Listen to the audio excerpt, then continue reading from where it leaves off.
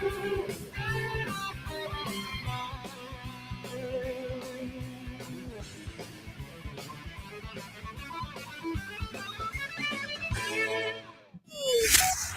by to launch FanStream Sports. 3, 2, 1. Let's start. Hello, sports fans. Welcome to FanStream Sports. Nothing but pure sports. This is the JP Show. JP, it is so good to hear you back on the air. Stand by. Now, here's JP. All right, welcome into another edition of the JP Peterson Show. Woo! It's hot. And we are live at Bucs camp with Peter Blake. Yes, sir. What's going on? Right over there. Yes. You can hear the pads popping right now as they'll probably be going for another 15 to 30 minutes. But we are live right here out at One Buck Place for yet another Buccaneers practice. And, man, it is blistering hot.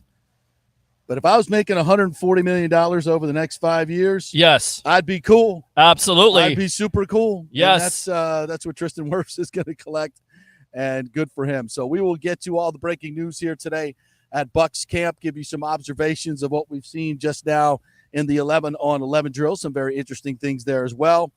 We got Rays news to talk about. Very interesting article in the New York Post yesterday by Josh Kosman on the possible sale of the Rays, and I've got some additional information on that for you as well, and some obvious questions about what the Rays were doing negotiating a sale while they were telling the world they were still here, right, and building a stadium in St. Pete. So we'll get to that as well. So much to talk about. We got Olympics to get to, all kinds of stuff, and anything you guys want to bring, you can call the show. You can call the show, 727-255-0391. It's 727-255-0391. It's the JP Peterson Show. No one is doing what we're doing right now. Nobody. Realize this. I've been sweating, you know what, off to put this together, but we finally got it together here, and this is just a preview of what game day shows are going to be, especially post-game shows on the field. Yeah, we did it all last year. We did, yes. From the field, give you some really first reacts from the locker room. I go into the press conferences and then go into the locker room, get some great stuff, come right out to the field and give it to you guys. You can call in, so we'll be doing that. And if you'd like to sponsor that show, please just email me, jp@thejppetersonshow.com. If you want to sponsor the Bucs postgame show, that is available as our other sponsorship deal. So come on, just email me, jp@thejppetersonshow.com. All right, let's get into it. First and foremost, Tristan Wirfs. Yes. Who was the knucklehead that reported they're far apart? Jordan Schultz say they're miles apart. And once again, Jason Light continues to do what he's done throughout this offseason, re-signing a Baker Mayfield, re-signing Antoine Winfield Jr., re-signing a Mike Evans. When are Bucs fans going to understand, believe, and trust in Jason Light?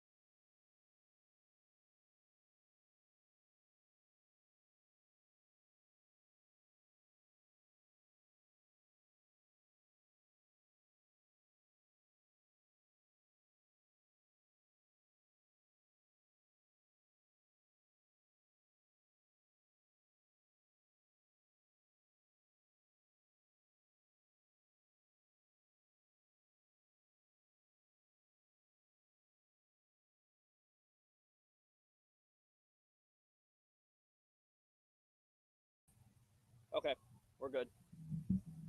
Yeah, we're back.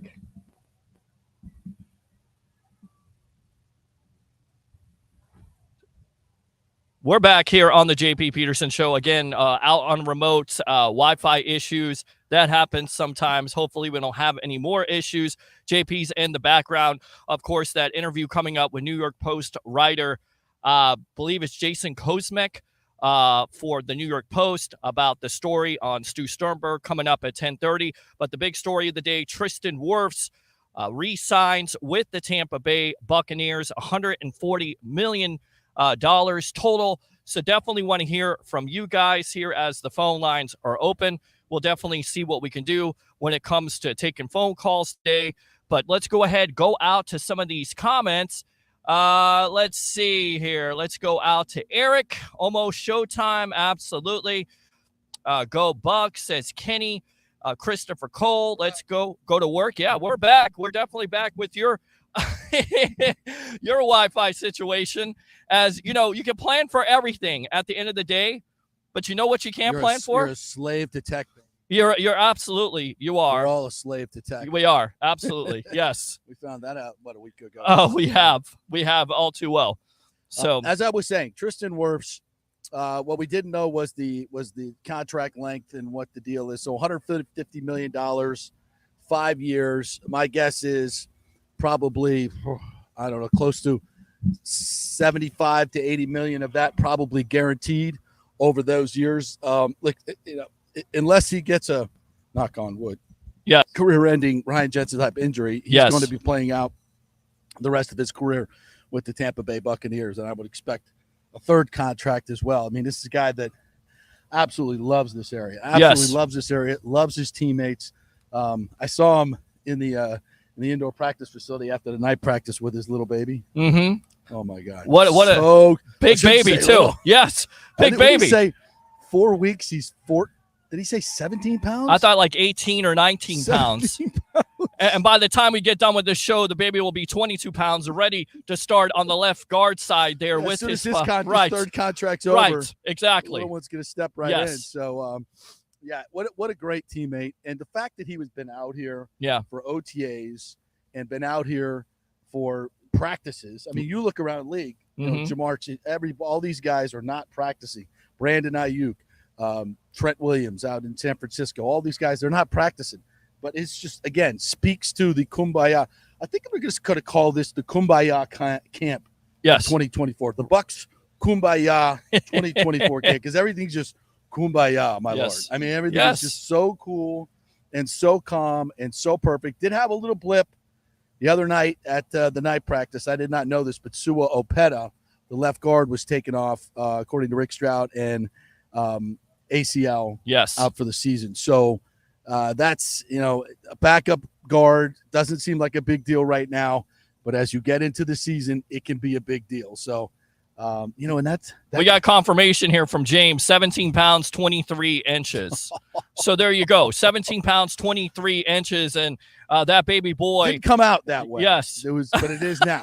Like, it's not, mom's okay. That's 4 months. Okay? Yes. Although my son was 21 and a half inches. Wow. Yeah. He's what, 6'4".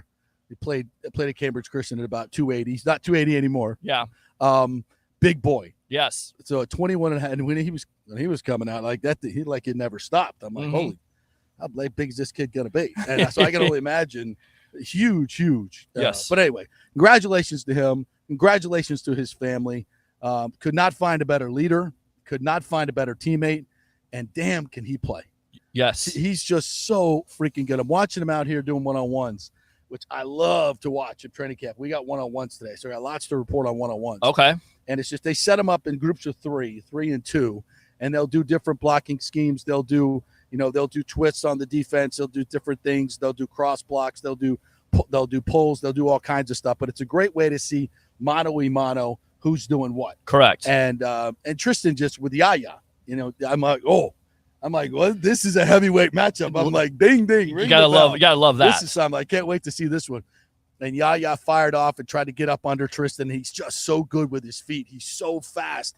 and his positioning is like he's never off balance. He's always got the great leverage. Yeah, he's just great so footwork good. too. He just it's the wrestling. It's the wrestling Yes, background. yes. It's the footwork, and I feel like, look, you could go and draft a tight end if he's a basketball player because of the positioning, and then you could do the same thing with offensive linemen when it comes to a wrestling background because of the footwork and because of how quick they have to be in that stance.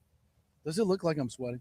I'm sweating too, man. Look on the camera. Look like I'm sweating. You guys can comment. Yeah, it looks like we're sweating. We're sweating. We're out here live at Buccaneer training camp. So yes. Just watching Tristan Wirfs do his thing in pass blocking against Yaya. That to me is like, again, I'm a football nerd. Right. That's like watching Picasso paint.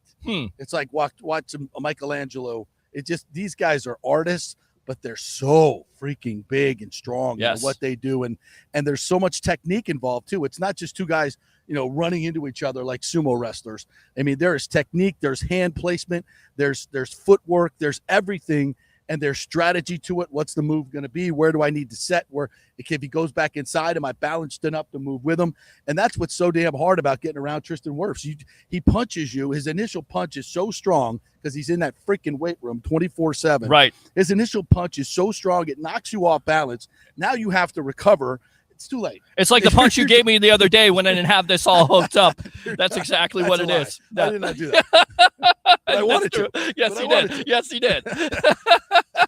So it's just, he's so good. And, yes. And it's funny, you just saw Yaya walk away because now when you see Yaya go up against Gedeke, it's a different deal. Right. And Gedeke's a really good right tackle. He is. It just goes to show how freaking good Tristan Wirfs is. Mm-hmm. And I'm telling you, folks, if you get a chance to come out here and they're in pads, watch those one-on-one drills. It's absolutely phenomenal. Saw Kalijah Cansey working in the one-on-ones as well.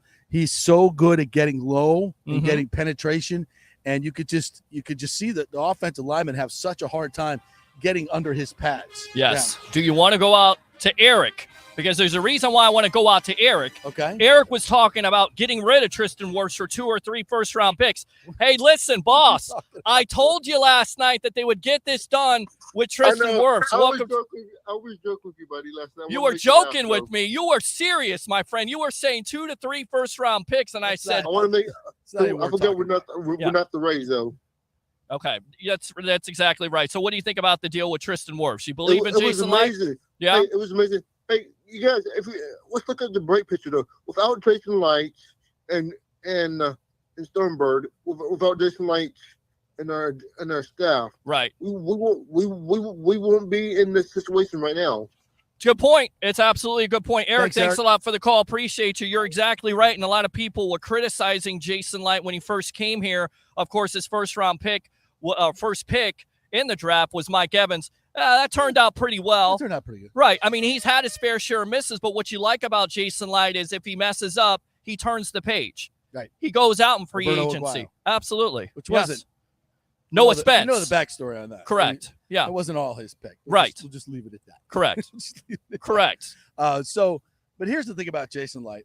Jason has had his misses. But can I give a little love to the Glazers here? Please do. Jason Light, in any other NFL organization, probably, with his record, the way he was going, probably would have gotten fired.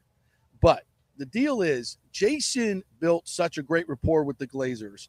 He admitted his mistakes, which general managers rarely do. Mm-hmm. They dig in, and that's why they get fired. But the reason the Glazers kept him around is because they trusted him.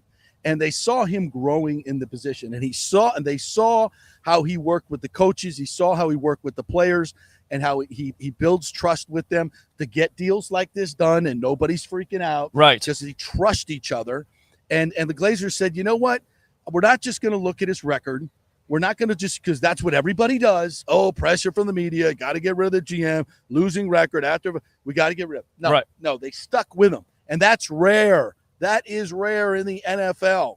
And the Glazers' patience has been richly rewarded because they watched Jason Light grow in his business. Jason Light will tell you he probably wasn't the greatest general manager when he first started. Correct. And he missed on an entire draft. And that stuff happens as part of the learning process. And most owners would just go, get rid of this guy. Right. But they were smart, and they saw the nuance in it. They saw how he was growing. They saw how he worked with people. and they said, this guy's got something special. We're going to stick with him. And then there was the fortuitous timing, because I think Jason was. Look at you, wordsmith. Yeah, he was probably on a little bit of thin ice, and enter Bruce Arians, who was available. Correct. And he had a relationship with him. And see, Jason's a relationship guy. If you meet him, you'll love him. Yes. And even, have we said some things about his performance in the past that weren't great? Yep. Sure. And I'd see him, I saw him at a watering hole, and he'd be like, I heard you. I heard you. He keeps receipts. Of course, we found that out last year with the Sports Illustrated writer. But he also would Correct. admit, if we're talking about missing on an entire draft, right? He's not going to sit there and go, oh no, that guy was. And now he's like, yeah, I missed. Yeah, and that happens in this league. It's not an exact science, but what Jason learned was it's not so much the player, what you see on the field, it's what's in here, yes, and what's up here. And that's why you have the roster that you now have. Mm-hmm. It's full of guys that love football, absolutely love football. Rondé talks about this all the time. You got to tap into the guys that really love football, not the guys that want to be NFL football players, not the guys that enjoy the money and the fame and stuff, the accoutrement that comes with it. Mm-hmm. It's the guys that freaking love football, that are leaders. And you got captains of great football teams in college all over this roster. That's part of drafting right there by Jason Light. That's his philosophy. So the bigger point is, and this is how, you got to get lucky sometimes. Sure. Tristan Wirfs fell to the Buccaneers. He was what, the 5th tackle taken in that draft? It's crazy. Yeah. So you have to get fortunate. We've talked about this many times. So, but you also have, and he moved up to get Tristan. He wasn't going to mess around. One spot. He knew he had to move up to get him, did not mess around, and went up and got him. And the result is what we see today is a guy that is one of the best leaders I've ever seen in the NFL, one of the best players I've ever seen. I think he might be the best offensive lineman I've ever seen in the NFL that I've covered. I think he's the best offensive lineman that's played here in Tampa Bay. And I came in at the end of Paul Gruber's reign, and we've had some really, really good ones. But this guy is super special. And it's leadership and players like this that make teams special. And, yes. And congrats to Tristan Wirfs.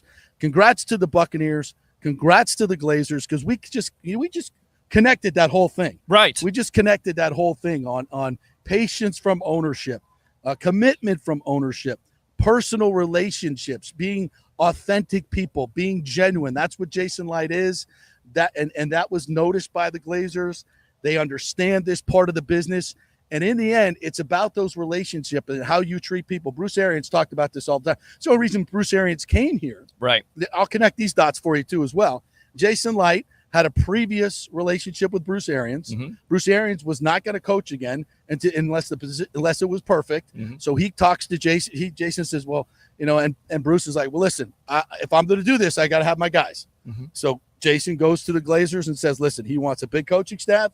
He wants to pick his guys. It's going to cost some money. And Glazer said, do it. Do it. The Glazers said, do it. They gave him everything they could. That's what ownership looks like. Then Tom Brady becomes available. Right. And I'm going to tell you the difference in Tom Brady going to the Raiders or anywhere else was the coaching staff in Bruce Arians, because Tom Brady went to Peyton Manning and Ben Roethlisberger and all these guys that Bruce Arians has worked with and trusts, and they said, Bruce is your guy. Bruce is your guy. Yep. Of course, that didn't work out in the end for Bruce.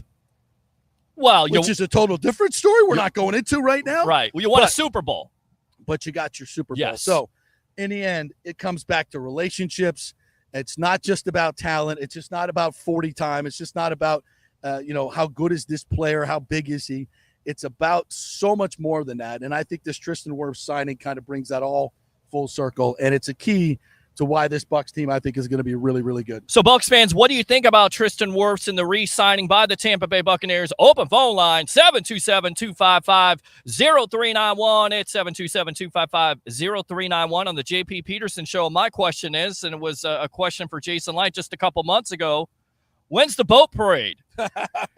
What, please now? Yeah, because I want to jump in some water. I want to drink. Right, I want to be by some water right now. Can we a rum runner right now? Right, yeah. I'm not a boat person, but I'll be a boat person if I can get some water right now. So frozen rum runner. Absolutely. 151 float on top right now with a little slice of pineapple. I've never had one. You have to introduce me to it. I got to live. Oh, I know how to make those. Okay, all right. Well, you know how to do a lot of things. Yeah. So we trust you on that. Renaissance man. Yes. Especially with alcohol. When it comes to that. All right. So also here at Bucs camp today, some other observation. Payne Durham. Mm-hmm. Payne Durham, number 87, is flashing. Second-year tight end out of Purdue, I believe. Yes. He's flashing. Nice little bootleg play today with Baker coming out the backside, play action, run fake. He's wide open. As always, the backside tight end is always open. Right. That play works every freaking time. And a nice, not a tough catch, but a nice catch. He's flashing. He seems more calm. He's catching the football. Really, really good. K. Otten, mixed day already. He had a ball out in the flap that he just flat out dropped. Inconsistency. I mean, Flat that's out what's dropped. plagued Otten throughout his career, and you expect big things out of him this year. We saw it last year, critical times, dropping big-time passes. We also saw him catch some big-time touchdowns, namely versus Atlanta in a must-win game. But you're exactly right. Payne Durham, I mean, a physical guy. We saw him mix it up the other night with who? Yaya Diaby. Yes. He didn't necessarily We go. didn't talk a lot about that. A couple scraps the other Yes, night. lots of scraps the other night. So it was good to see. Back to back. Of course, Luke Gedeke was involved in that. Of course. Justin Schooley was involved in that. The as glass eater himself. So, but that's going to happen. Sure. I asked Bowles about that, and he's like, yeah, well, now they got to run gassers. You did. You did ask about that. Fighting. Right. Stop the fighting. After Absolutely. practice, having to run gassers. But, you love the intensity in the practices.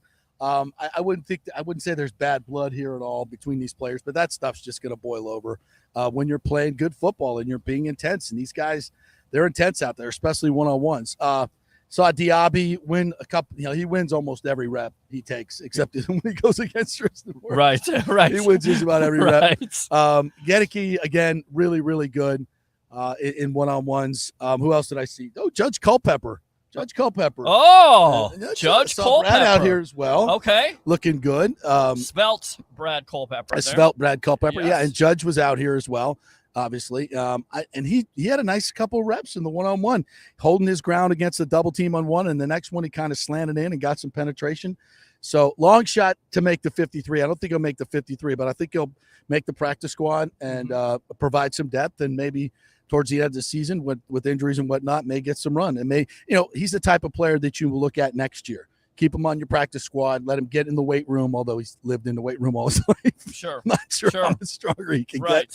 get. He's had the professional training his entire life, nutrition and training. So thanks to his dad and his mom. So he'll stick around and maybe be a guy that can add some depth to this team.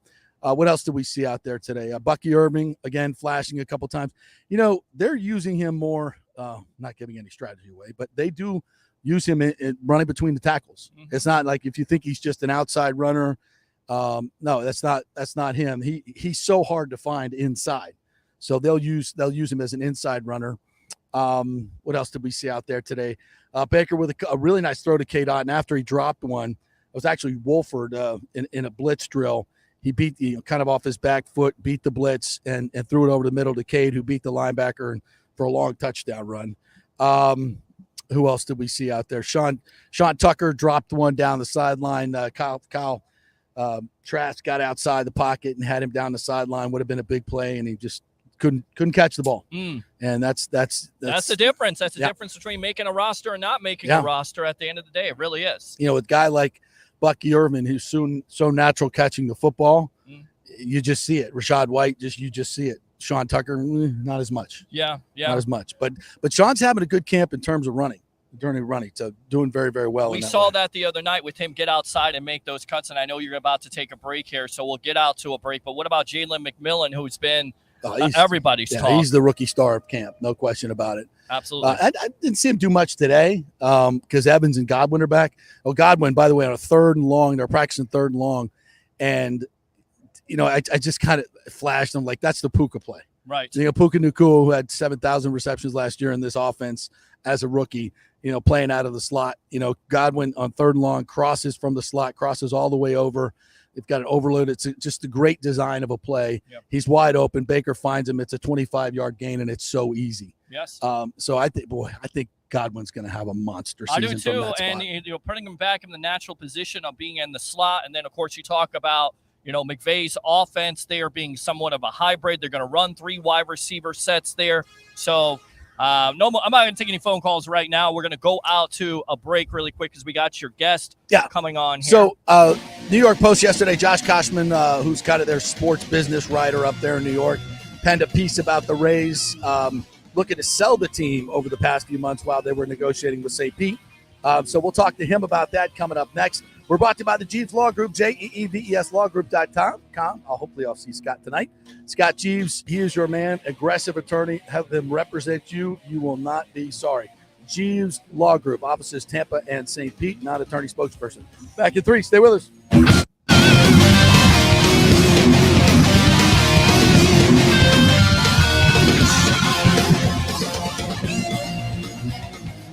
Get ready to dazzle this summer with the largest jewelry collection at the Gold and Diamond Source. Feel the heat of July with the fiery brilliance of ruby. That's July's birthstone, ruby.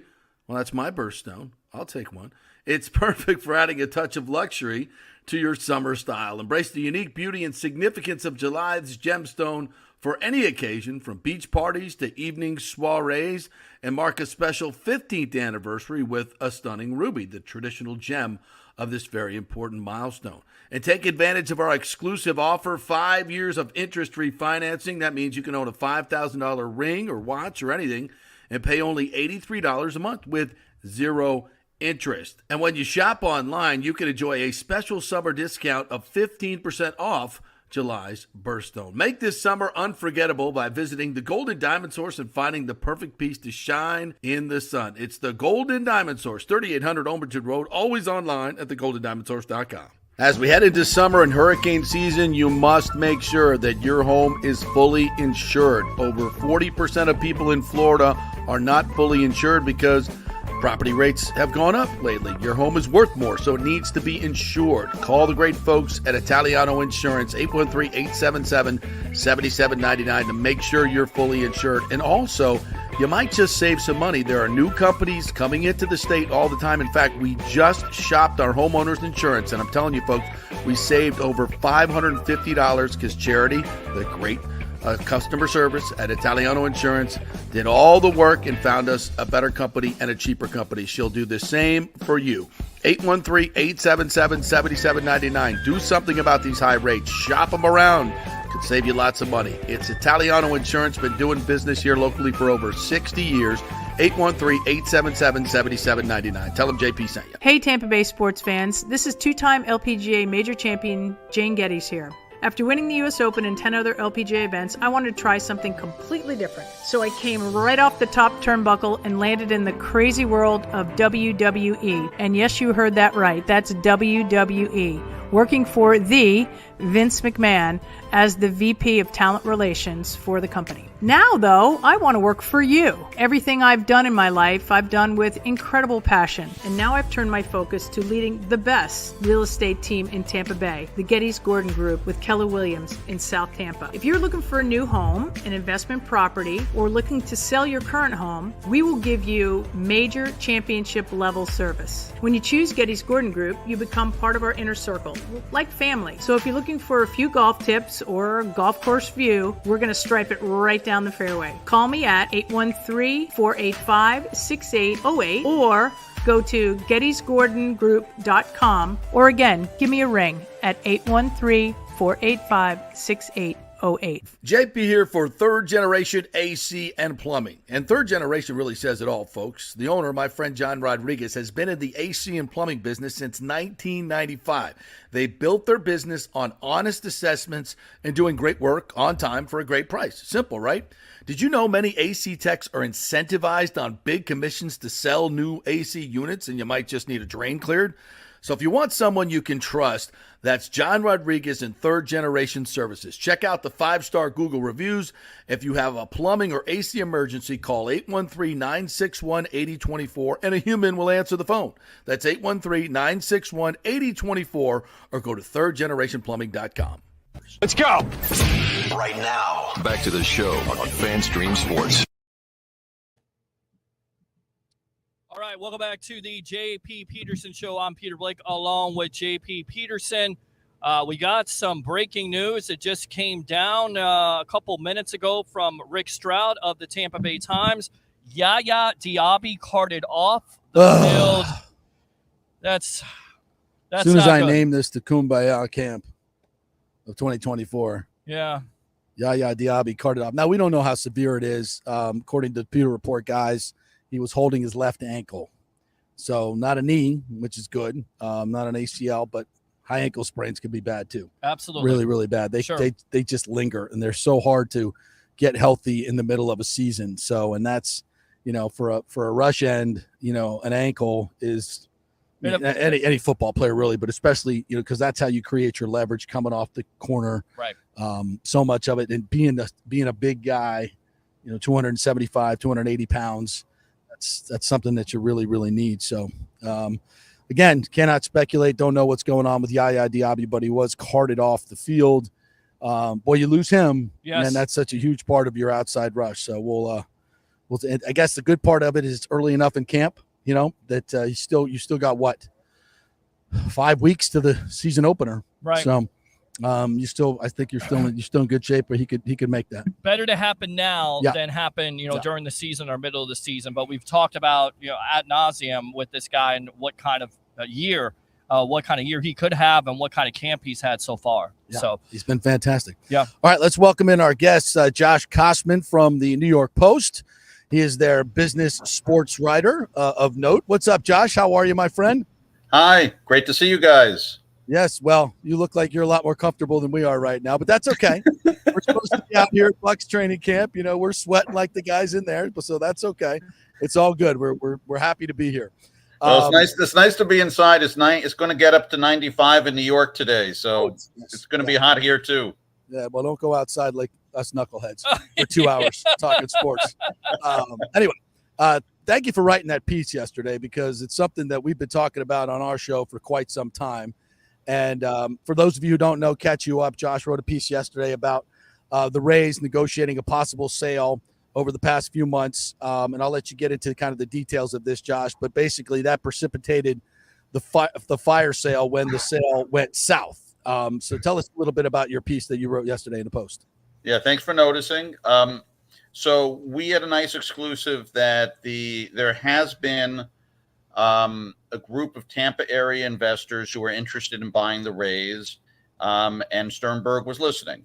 Around late fall, winter, they had an investor who was willing to put up 35% of the money. Looked like it was going to happen early this year. The 35% investor falls away. They bring in another big, deep-pocketed investor. I can't say who it is, but I do know who it is. It's someone who owns another professional sports team. He was willing to be the lead investor. He's worth about $10 billion. So it's not chump change, but he could do it. He was interested. He stepped in. Then the Tampa area investors fell away for whatever reason. And the deal fell apart about 3 to 4 months ago.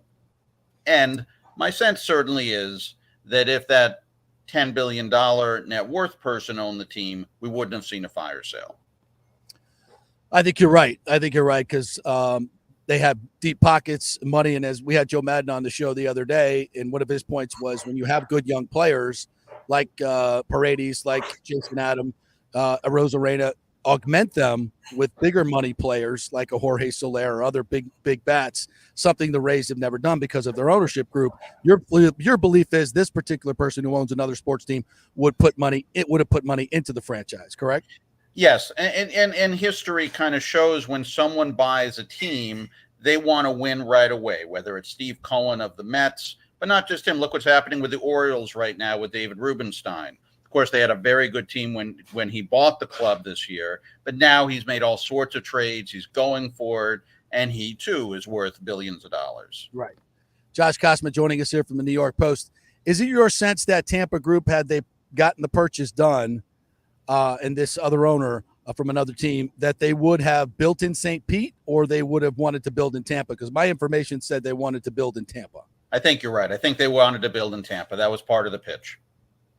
Part of the pitch was more people will come to the games because it will be a new stadium and be in Tampa. Which is interesting because, 9 months ago, they basically made a big splash in an agreement at Tropicana Field that they were here to stay and have been selling here to stay for quite some time. So evidently they were here to stay, but maybe not in St. Pete, because they were doing this deal unbeknownst to the city council and maybe the mayor as well. Is that your sense? I think it was clear that they needed to stay in the Tampa St. Pete area, right. But I believe that the expectation was now. To be fair to Sternberg, he was on the sell side. There was no deal in the end. But if the buyers had reached a deal, I think they'd be near the Hard Rock in Tampa and not in St. Pete. Josh, have you heard anything to the fact of, even though this deal has fallen through, that there could be a deal on the horizon? Because down here, we've heard those rumors precipitate the last couple years. I think certainly the deep pocket, in fact, I'm pretty sure I know, the deep-pocketed $10 billion investor is done. So he's not coming back. It doesn't mean a deal couldn't happen, but logically, you don't sell a team after a deal has fallen apart, and then you do a fire sale. That feels like you're looking for a sale a year or 2 or 3 years down the road, but not in the next 6 months. Yeah, I get that kind of sense from the fire sale, and it's hard to tell, from baseball operations what their thoughts are. They believe that they're not a much worse team now, but that's obviously up for conjecture. But my information is that there is another deep-pocketed owner out there that is trying to, at least as far as 2 weeks ago when I talked to him, that they are still trying to purchase the Tampa Bay Rays. Now, whether that goes through, we have no idea. Whether they're still for sale post this the vote, because that was before the vote, then that may have gone away as well. Yeah. Do you have any sense that there was any other suitors out there at the time you talked to this other suitor, the $10 billion? I don't, but it doesn't mean that what you're hearing is not accurate. Right. I was basically hearing this from the side of that guy worth $10 billion. Yeah. He felt that if the group had stayed together, they win. Wow. But it doesn't mean there's not another suitor there. And what was the purchase price? 1.6? I think you reported 1.6. Interesting. Forbes says they're worth 1.25. I think they're this new offer is up to 1.8 billion. And if the stadium passes, it's going to be worth even more. So we shall see. Any other information you'd like to add, Josh? I mean, it's interesting, and we noted in the article that there haven't been a lot of sales of baseball teams. Yeah. So the Angels tried to sell, failed. The Nationals tried to sell, failed. The Orioles sale at 1.7 was lower than expectations. Mm-hmm. So we're, at a time when the conventional wisdom is the value of sports teams keeps going up. And look, the Celtics are for sale now for $6 billion. We'll see if they get it done. Yeah. In baseball, the reality is it hasn't been so great. And maybe a question going forward for Tampa is going to be what happens with Bally Sports, which we don't know yet. Because they have a nice TV deal, even though they don't get great ratings. They get pretty good money from the local TV deal. But if Diamond Sports Bally liquidates in the next few weeks, which is possible, then that TV deal goes away. And that means they can get a new one. So they can get a new one, but you'd assume it wouldn't be for as much money. Yeah, it's such a weird world out there right now with streaming and everything else. Nobody knows where it's going or where the money lies. So it definitely is problematic. Hey, Josh, thank you so much for your time. Really appreciate your reporting. Let's stay in touch. I may have some other details for you from that other possible buyer in the near future. I'll let you know. Good. I'd love to hear it. All right. Thanks, Josh. Appreciate it. Josh Gossman right there from the New York Post. Great stuff. Very, very interesting. Yes. And so everybody's like, who's the guy? Now, when I talked to Josh yesterday, he talked to that person on the phone personally. That's where he got the story. I know a lot of people were questioning the veracity of this story. But this is the New York Post, and they were the one who had the laptop story, by the way. That was real. Just saying. Yeah. Just saying. Yeah. So, this is, I believe this 100%. I think that the reporting is absolutely 100% factual. Some other things that he told me, it all checks out. So the question here is, did the city council, were they aware that there was a deal on the table that Stu was negotiating with a Tampa-based group who did not want to build a stadium in St. Pete? Now, you could say that this was his backup plan, and that's just good business. Okay. Right. And look, if the vote failed, the backup plan could have been, we're going to sell to this group and they're going to do something in Tampa, and I don't want to be involved, which well, it just that would have been a godsend, folks. Right. That would have been a godsend. So, the city council 5-3 vote will go down in history, whether it's Ed Montanari or whoever, and Ed was the swing vote. Let's just be, and he's up for election now as a fiscal conservative. So do with that what you will in St. Pete, folks. One doesn't match the other. So if that vote would have failed, I think you would have seen. And who is that? Can we have some fun with this? He's an owner of another professional team at $10 billion. He's worth $10 billion. Not a lot of those guys running around. No, there's not. Who are we assuming? Who are you thinking? Jeffrey Ross, owner of the Miami Dolphins. Wow. See if there's some connections going along here with the Tampa-based group. It was good friends with Jeffrey Ross. Right. Tom Brady. Wow. Yeah. That would be interesting, right? It's interesting. Yeah. Brady became the owner of the Raiders. Interesting. Would he be interested in owning a baseball team? Well, he started out in baseball. Remember, he was drafted by the Montreal Expos, who, by the way, nearly and I don't know if we got. Let's not talk about Montreal. Yes, let's not. That's all part of the saga. But it's interesting. I think is it Jeff Ross? And could that have been a play? And who were those Tampa businessmen? I have a pretty good idea, but they might not be happy with me if I said their names. Right. But I could say this. That would have been a best case scenario. And for those of you who say, well, there still wouldn't have been a deal to be done in Hillsborough County, folks, let me tell you, Hillsborough County was never the problem. And yes, could there have been more support from the city of Tampa? Absolutely. From the mayor's office? Absolutely, 1,000%. But there was still a public-private partnership to be done. There were private funds there with Daryl Shaw, a developer who's done all of the Ebor stuff, who was more than willing to put in enough money, as long as there were infrastructure and land covered, which I think they could have gotten done. They could have done a deal easily, because this ownership group that they would have been working with would have been agreeable to do a reasonable deal, which Stu was never agreeable to do. And this is what I keep everybody that says there's no money in Hillsborough County. You're wrong. There was plenty of public-private partnership available there. They just weren't going to write a blank check at the beginning of the process like St. Petersburg is doing for Stu Sternberg. And that's the only reason Stu is doing the deal, is because he gets all the money up front and he can sell that property. As soon as he gets control of it, he can sell the property to whoever he wants. Why would they keep that in the contract? That's my question. Why would you keep that in the contract? Which they refused to back out. The Rays refused to back off on that. They wanted the ability to sell off those parcels. Of course. If you're going to be here forever, why would you want that?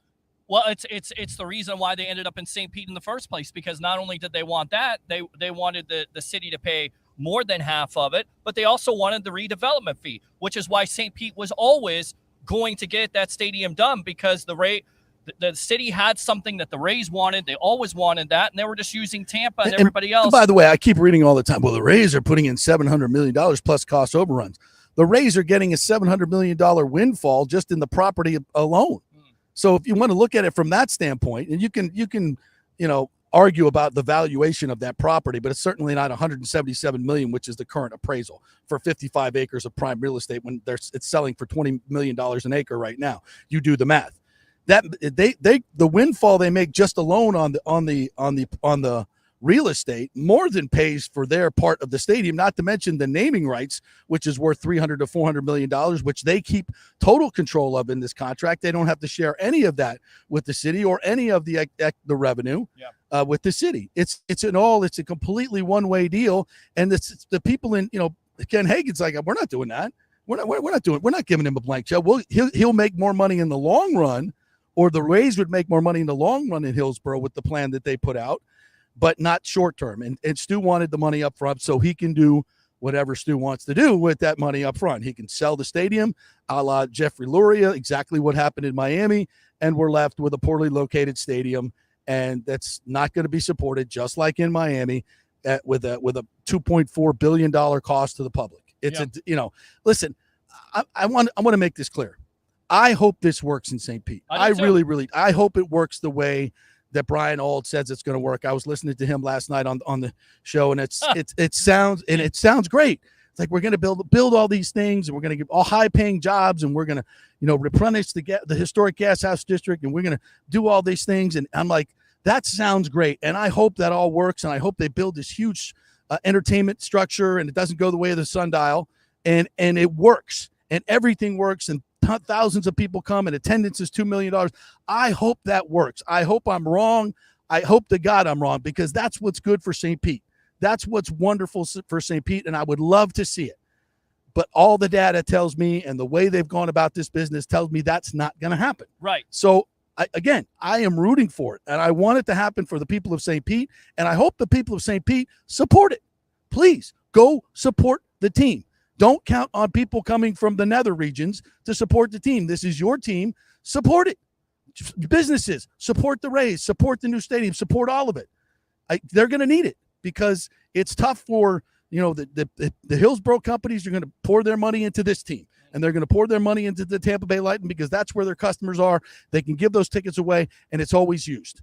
Not so in St. Petersburg. That's always been a tough problem. So the people of St. Pete that are moving in there with the affordable housing will have to go to the games. They can afford the tickets and support this team. Is all that going to happen? Is all that going to come to fruition in this economy where interest rates in the next 5 years could go bonkers? Inflation could go bonkers. The cost of this stadium cannot be 1.3. If you just go by inflation over the last 4 years, it's going to be $15 billion. I mean, so there's a lot of whats and ifs and candies and nuts and all kinds of stuff in this deal. I'm just asking questions. If your owner is negotiating with a group from Tampa while he's telling you he's here to stay, and that if that deal had gone through, they would not be here in St. Pete to stay.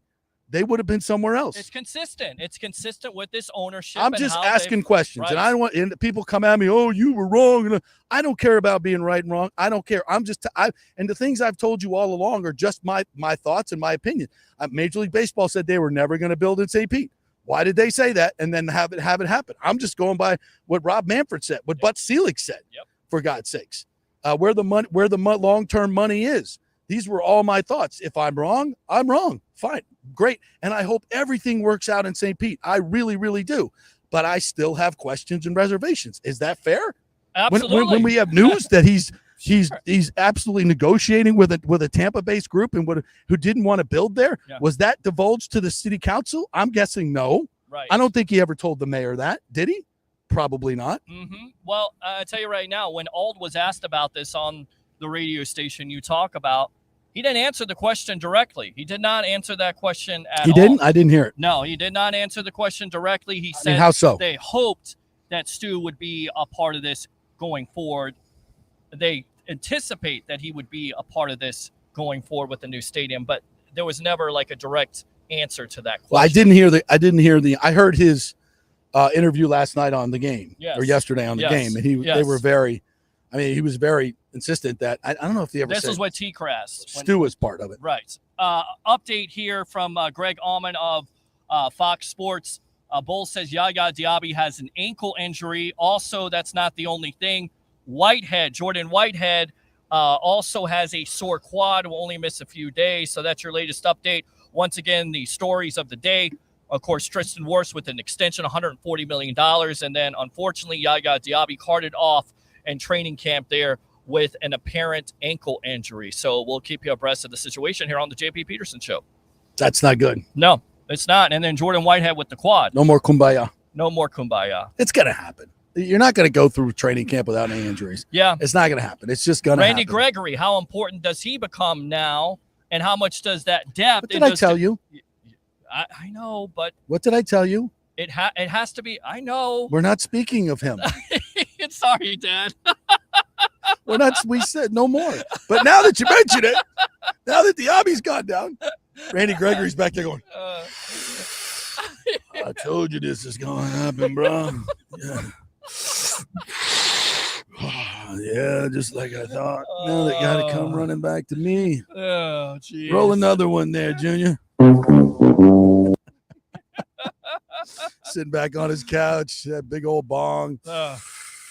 Test this, NFL. Yeah, watching Half Baked again, like for Yeah. the 35th time. Yeah. Good for him. Yeah.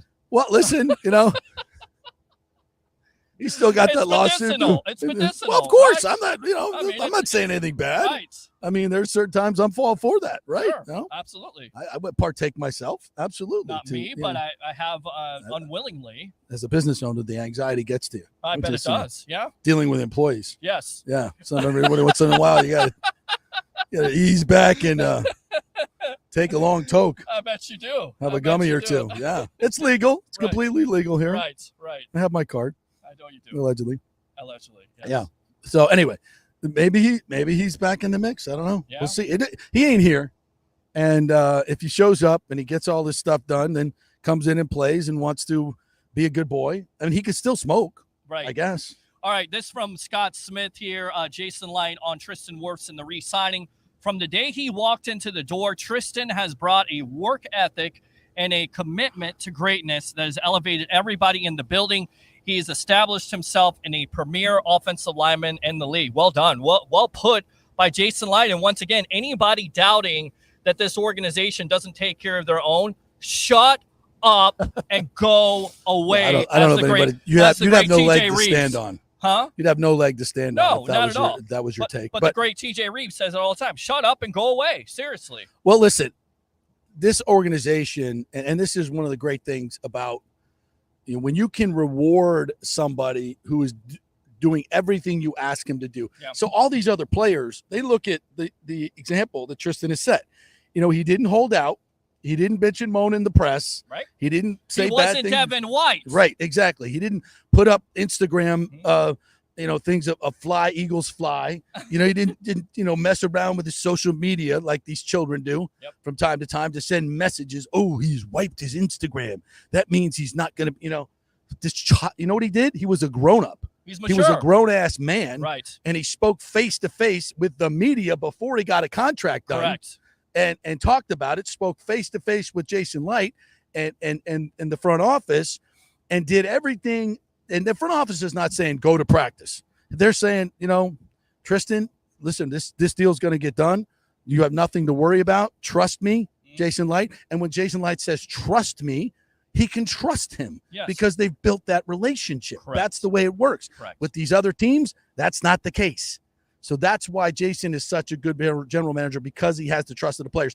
And that trust manifests in Tristan Wirfs coming to OTAs almost every day this summer and coming out here without a contract extension, practicing with his mates until the contract got done. That's not happening in other organizations, as you see, but it happened here. And that's why Tristan Wirfs and this front organization, this front office, is doing such a fantastic job in the culture that they've built here. Correct. And it goes back to what you said about the Glazers. It would have been easy to pull the plug there the first couple years because the fan base was screaming for it, because the national media was screaming for it. But we know the other side of that. The bad organizations like the Cleveland Browns, when you continually change general managers and coaches and players and systems, that is not a great organization. When you're stable and you keep what you have, especially a guy that can handle all the decisions, and the Glazers depend on him, and they know what he stands for and what he's going to bring to the table. Jason Light has absolutely killed it the last 5 to 7 years or more for the Tampa Bay Buccaneers, period. All right, let's take a break. When we come back, I'm going to try to move this shenanigans back into this nice little shade over here. Oh, I like that. That's good. Okay. Yeah. Okay. So we're going to try to do that. And we got much more. I'm going to get to these comments, too. We got tons of comments here. So I want to get to all you guys and try to answer each and all your questions. So fill it up. Chris Lugo, by the way, is going to join us at 11:45. So you have any questions about nutrition, testosterone, any medical questions at all, what you should be expecting from your primary care physician when you go in, fill them up in the comments, and we'll hit the doc with any questions that you have. All right? So just hit it in the comments and let us know what you're thinking. Back to Bucs. One Buck place your training camp in 3 minutes. Stay with us.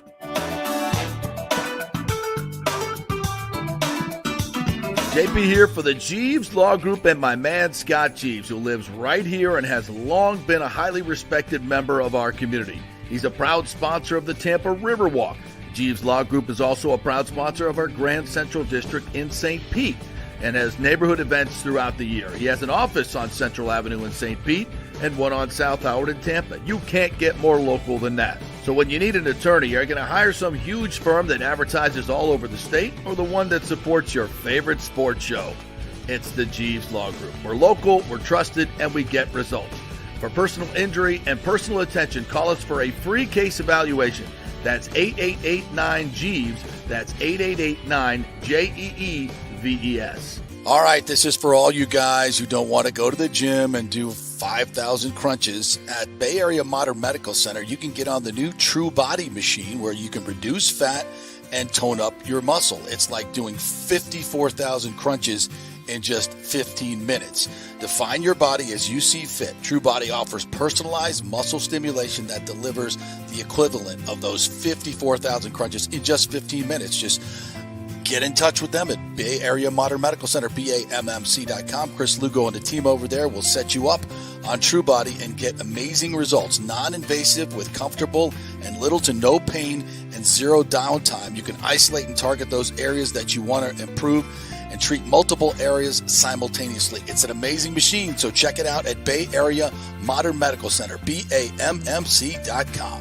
JP here to ask the question, are you planning an event, meeting, or conference? If so, you'll want to call the designers and production professionals at Extravaganza Productions Incorporated. With over 35 years of experience in the events industry, designing and producing every type of small to large event, they can provide a huge resource for design ideas, audio, visual, sound, lighting, decor, and entertainment to turn your event into an incredible experience for the entire audience. Folks, I've worked up close and personal with this group at many national events and Tampa events, and they have unique capabilities that help you save time and money in the planning and execution of your next event. Don't delay. Call these pros today at 813-621-4700 or check out their website at extravaganzaproductions.com. Tell them JP sent you, and they'll provide a free initial consultation for your event. Extravaganza Productions, the best in the business. Golfers, listen up. The hottest new driving range craze has come to Rogers Park in Tampa. The Top Tracer range is now open 10 to 9 p.m. And just like you see on TV, every shot is tracked for yardage and accuracy, giving you immediate feedback. And best of all, you can virtually play the top courses like Pebble Beach or St. Andrews with your buddies. Plus, great food and drink options available in the well-appointed hitting bays. Very comfortable out there. Reservations highly recommended, starting at $25 per hour, including balls. Reserve at RogersParkGolf.net. That's RogersParkGolf.net. See you there. Let's go. Right now, back to the show on FanStream Sports. This is The Strike. 102.5 WHPT, HD2 Sarasota, Tampa, St. Pete. All right, little station ID there. Welcome back to the JP Peterson Show. I'm Peter Blake along with the great JP Peterson. Let's go out to the phone lines. We got Abraham calling up here. Abraham, welcome. Welcome. I'm calling from Lakeland, Florida, not far from Tampa Bay. Okay. What's up? Yeah, What's up, good. Lakeland? Guys, I love your show. It's really great, very in-depth coverage. I mean, I watch Peter a lot too. I see you guys on Facebook in your show, or today I just happened to catch you guys on YouTube. Awesome. You're doing a wonderful job. Thanks, man. Appreciate it. Yeah, so I'll just, I know that I heard of that Yaya Diaby got injured. I mean, is it I don't know. We don't know how serious it is yet, but I would not be too worried. I think, they should save him for the season, but I like what I see from JTS and some of the other guys behind him. So I wouldn't be too worried. Let some other guys get some reps, then let him come back, fully healed. Let me be clear, And, as Stephen A. Smith, let me be clear. However, let me be clear. Without Yaya Diaby, this defense is significantly weakened. definitely. Significantly weakened. Yes. The other guys are good. He's different. He is the prototypical edge rush guy that most championship teams have, a dominant pass rusher who you have to double, and you can't double him all the time. And you're going to, you have a good left tackle for a reason, but he's so versatile, can do so many things. If he can't play this year, it's a huge hit to this team. I mean, I'm not going to sugarcoat it. Will they still be able to play and win games? Of course. Can they make the playoffs without him? Yeah, they can. I think Bowles will come up with a way to do it. They did it with him as a rookie last year, and he wasn't, certainly the first half of the season wasn't part of the base defense all the time. So, yeah, they could, but I'm just telling you, if you're going to have a great season, he needs to be part of it. Yeah, of course. I hopefully it ain't nothing serious, and he'll be back. I know, but I just don't want people to lose hope that, just because we're not losing hope. We have no idea how serious it is yet. But, I mean, again, any injury at the end of the day, you're going to take precautions with. It's been reported by Greg Allman and by, of course, Todd Bowles that's an ankle injury. How serious that is, I don't know. I'm not a doctor. I don't play one on TV. So you got 5 weeks, right? 5 weeks to get it better. If it is a high ankle sprain, that's usually 6 to 8. So, I mean, we'd love to have him for the beginning of the season, but if we can have him for the majority of the season, that's better than nothing. That's for damn sure. Do you think he misses? Remember, Casey got hurt last year. I mean, but then you know what? He just came on late in the year. I mean, right. And so, I mean, things happen. Another thing is, I'd like to see more reps from Elijah Klein. Maybe Hainsey get some reps at left guard. I mean, I understand Opeta got hurt, but you know what? Things happen, but we got to move on from that. And I like what I see from Elijah Klein. Yeah, I was actually watching him in one-on-ones today. I'm glad you mentioned that because I forgot to mention him earlier on. I like what I see from Elijah Klein. Yeah. And he's Graham Barton's roommate, by the way, and they hang out a lot. Correct. Elijah Klein is a big body, and he's very fluid. I was very impressed with the way he moves. And if you looked at his college tape, it was UTEP, right? I believe UTEP. Yes. Yeah. Against the better teams, I watched one tape. I believe they were playing, I want to say Oklahoma. Okay. But he fared very, very well. And, he did really, really well at the Senior Bowl. And I've seen a lot of scouts that have dug into his tape and really, really like him. And from what I saw out here, I think he could be a starting left guard in this league. I don't know about right now, but I think he's fluid enough and he's big enough that he can do that. And he's got a lot of scouts that like him. And I asked, he got a major endorsement from Brian Baldinger on Twitter. So since then, I'm like, you know what? We got to steal. Yeah. I just think that he needs some reps or he needs to get more seasoned, but I think he will eventually take over that starting left guard role. Abraham, thanks a lot for the call. You actually mentioned that because you got Sua Opeta went out with an injury. So you could definitely see Klein get some more reps there. And I asked Graham Barton the other day at the presser what he thought about Klein. And he had nothing but great things to say. Physical, great with his hands, footwork, everything like that. So we'll hear from Graham Barton if we got some time here. Plenty of sound from the Bucs the other day. We could play Graham Barton and I could go get in the air conditioning for a second? You could absolutely do that. Okay. You could get me some water really quick. I could do that too. All right, let's go ahead and go out to that really quick. Let me go. Let's get to the. I promise to get to the comments. Yeah, can you read those because I can't see them? Yes, absolutely. Let's see here. Nathan says, "Sit Yaya, save him for the opener. Give Anthony, Jose, and other some reps." Yeah, I mean they're not going to push him. I mean, let's not be stupid. They're not going to push him. They're going to make sure they know that they need him for October, November, December. This is not important. Yeah. All right, let's go out to James here. The players Rays traded needed to go. The team needed to be broken up. I ask again, why would any potential owner buy a Rays stadium in St. Pete? Seems now we are stuck with Stu. I don't think so. I still think Stu wants to sell. I don't think he wants to be part of this $6.5 billion. I think he wants to take as much money out of this as he can and go. That's just my opinion. Mm-hmm. I think any good businessman would, if you could take a profit up front for sure, instead of stay in a 30-year development plan and try to get that profit at the end, you'd be nuts, especially in this economy, in this world that we live in and that is so uncertain. You're building a $6.5 billion development over 30 years, including a huge stadium when you don't even know where you can get the concrete these days. I mean, a smart businessman would take the money and run. Yep. He could literally, and I'm not saying he's going to, but I'm saying he could, way this contract is written, he could sell that land that he just got, the 65 acres for that he has to pay $50 million up front and not $100 million total, not till 20 years. Yep. So figure that out. Yeah. He could sell that land right now to anybody, according to the contract. He could sell it to his partners at Heinz for 500, 600, 700 million, and what it's probably worth, and just get out. Yeah. And then sell the team for 1.8, take 2.3, bye-bye. And I'll ask you, James, given that scenario, if you were Stu Sternberg and you put $50 million in 15 years ago, and you could walk with 2.3 B would stand for bye-bye. And is that what I think he's doing? Because is he motivated by money? History tells me, yeah. Yeah, you think this whole ownership, especially him, is motivated by money. And anybody who doesn't think that, I got oceanfront property in Arizona for you, because that's all they've been about is about money. Pretty much. Yeah. Pretty much. All right. What Let's else we go got? on to James here again.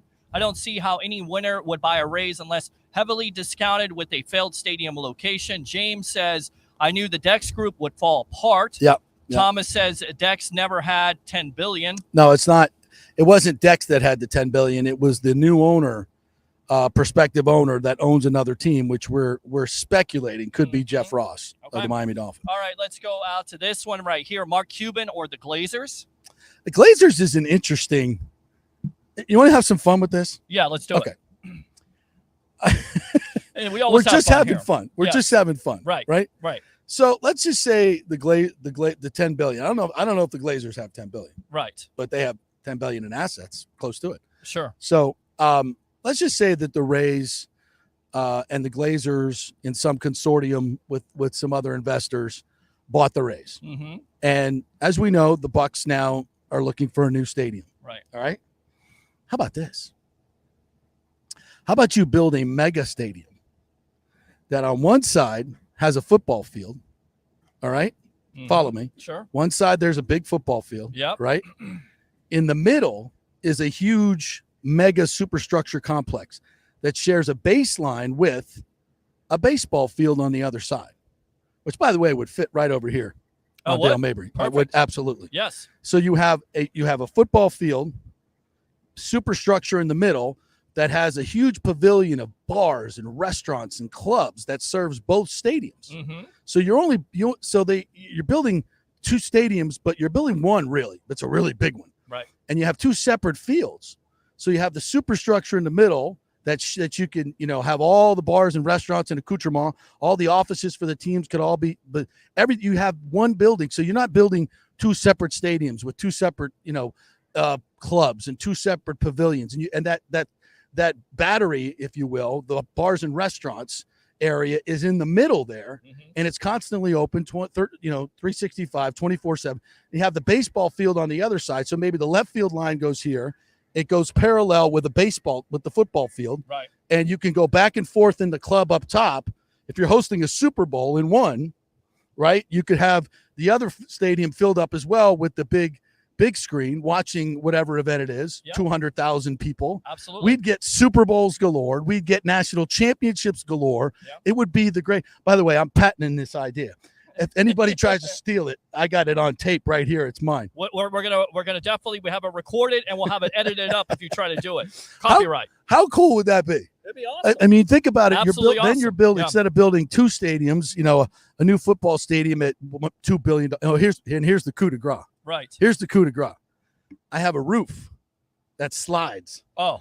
So when you're playing football, the roof slides over on the football. If it's a nice day, you can stay over on baseball. Right. If you want it open that day. Correct. If it's raining or you need some shade, you bring it over the top. Right. You can AC the whole thing too, and then you roll it back open. Then for baseball, you want it open for April and May. You got an open air stadium. You want to roll it in during the summer. You roll the roof right back over, so you only need one roof. Yeah, that would make What do you sense. think about that idea? I love the idea. I let the cat out of the bag here. I was going to patent that thing. Over us right now. Yeah, I'd love a roof over us right that'd now. Be nice. So if how about that? So we'd have a raise. Yes. And a butt. We'd two birds with one stone. Right. You can have the same ownership group for both of them. Uh-huh. And we know that the Glazers would Joel, spend. Brian, you listening over there? I see you up in the office, right? I see him right there. I'm kidding. Wave to him. I'm kidding. No. Are you listening to this? Are you?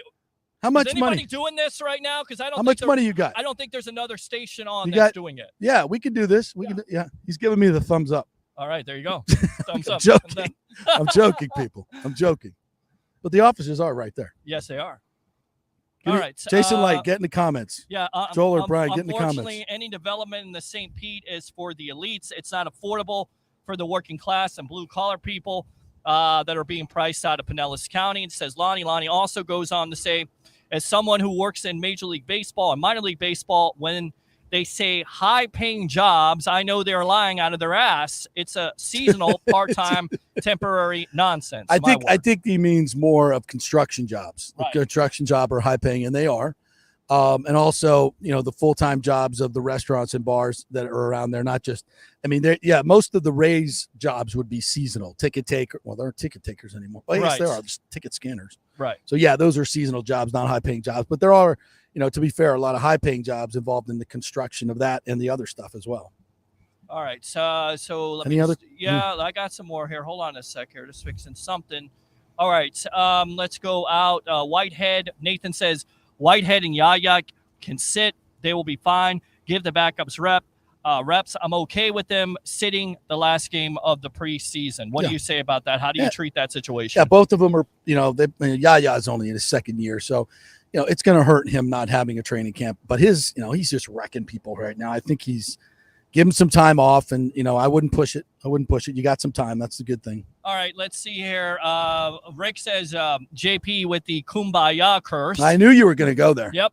I knew you were going to go there. Tino says, now with the injuries to the left guard and DE, depth once again becomes a question if you ask me. I know Yaya isn't hurt bad, but Light must be thinking in the back of his mind to shore up depth. Well, listen, nobody has depth in the NFL. Let's just remember this, folks. Would we like to have an all-pro behind every all-pro? Yeah, it doesn't work that way. And nobody else has it either. So don't go crazy with this. Everybody lacks depth in this league. As far as I can see, they've got as much depth on this team at most positions, not tight end. Yeah. There's a couple positions, but every team has that. Every team fights that. Yeah. And again, open phone lines if you want to talk about the stories of the day, especially Tristan Wirfs in the extension, 727-255-0391. Lots of news today. 0391 at 727-255-0391. It's the JP Peterson Show. I'm Peter Blake alone with the great JP Peterson here. Let's see here. More comments. Let's go out to Randy. Best damn sport talk show in the Tampa Bay area. That's what I'm talking about, Hands Randy. down, period. Love That's what that. I'm talking about. Oh, yeah. Macho Man for you. Thank you very much. You win a free T-shirt. Yes, you do. I don't know how I'm going to get it to you, but come see me. Yeah, we definitely got to get some T-shirts. You want to go out to that Graham Barton press conference? Yes, or I do. You want do. to take a break here. So, all right, let's go ahead. Let's try to find that really quick. I'll tell you what. Let's hit a break. Okay. And then come back with the Graham Barton press conference. We'll do that. Sounds good. So I can get out of the sun here for a little bit, grab a little something to drink. Really interesting press conference, by the way, with Graham Barton. Some great questions asked by Peter and yours truly and the rest of the group as well. We're just telling it. Yeah, great stuff from him. Very thoughtful young man. You'll absolutely love him. So stay tuned for that.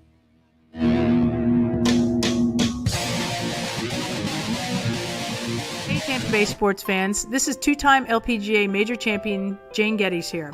After winning the US Open and 10 other LPGA events, I wanted to try something completely different. So I came right off the top turnbuckle and landed in the crazy world of WWE. And yes, you heard that right. That's WWE. Working for the Vince McMahon as the VP of Talent Relations for the company. Now, though, I want to work for you. Everything I've done in my life, I've done with incredible passion. And now I've turned my focus to leading the best real estate team in Tampa Bay, the Geddes Gordon Group with Keller Williams in South Tampa. If you're looking for a new home, an investment property, or looking to sell your current home, we will give you major championship level service. When you choose Geddes Gordon Group, you become part of our inner circle, like family. So if you're looking for a few golf tips or golf course view, we're going to stripe it right down the fairway. Call me at 813-485-6808 or go to gettysgordongroup.com, or again, give me a ring at 813-485-6808. Get ready to dazzle this summer with the largest jewelry collection at the Gold and Diamond Source. Feel the heat of July with the fiery brilliance of ruby. That's July's birthstone, ruby.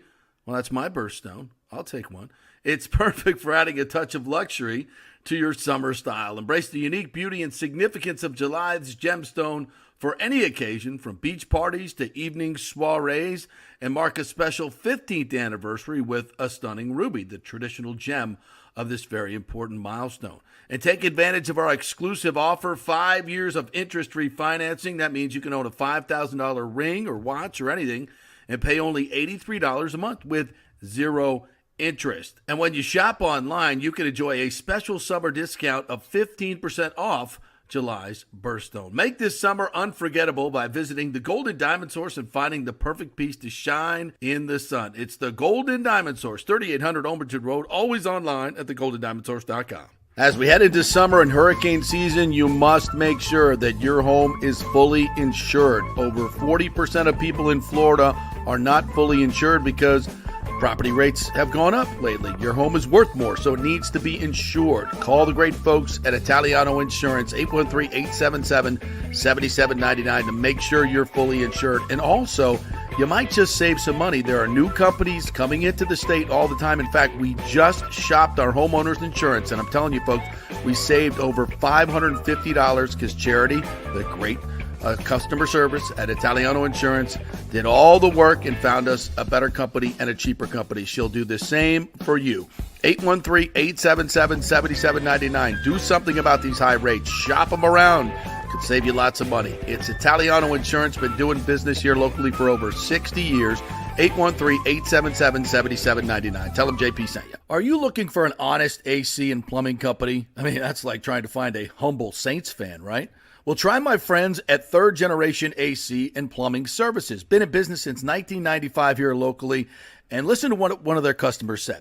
Quote, the gentleman providing the service was exceptional, on time, knowledgeable, professional, and experienced. He was efficient, cleaned up behind himself, and did the work expeditiously. He not only repaired a sink, he repaired our toilet that was constantly running. We have used this company several times. They are awesome. Says it all, folks. Testimonials really say it all. Call 813-961-8024 for honest, fast service. 813-961-8024 or thirdgenerationplumbing.com. We also do AC. Let's go. Right now. Back to the show on FanStream Sports.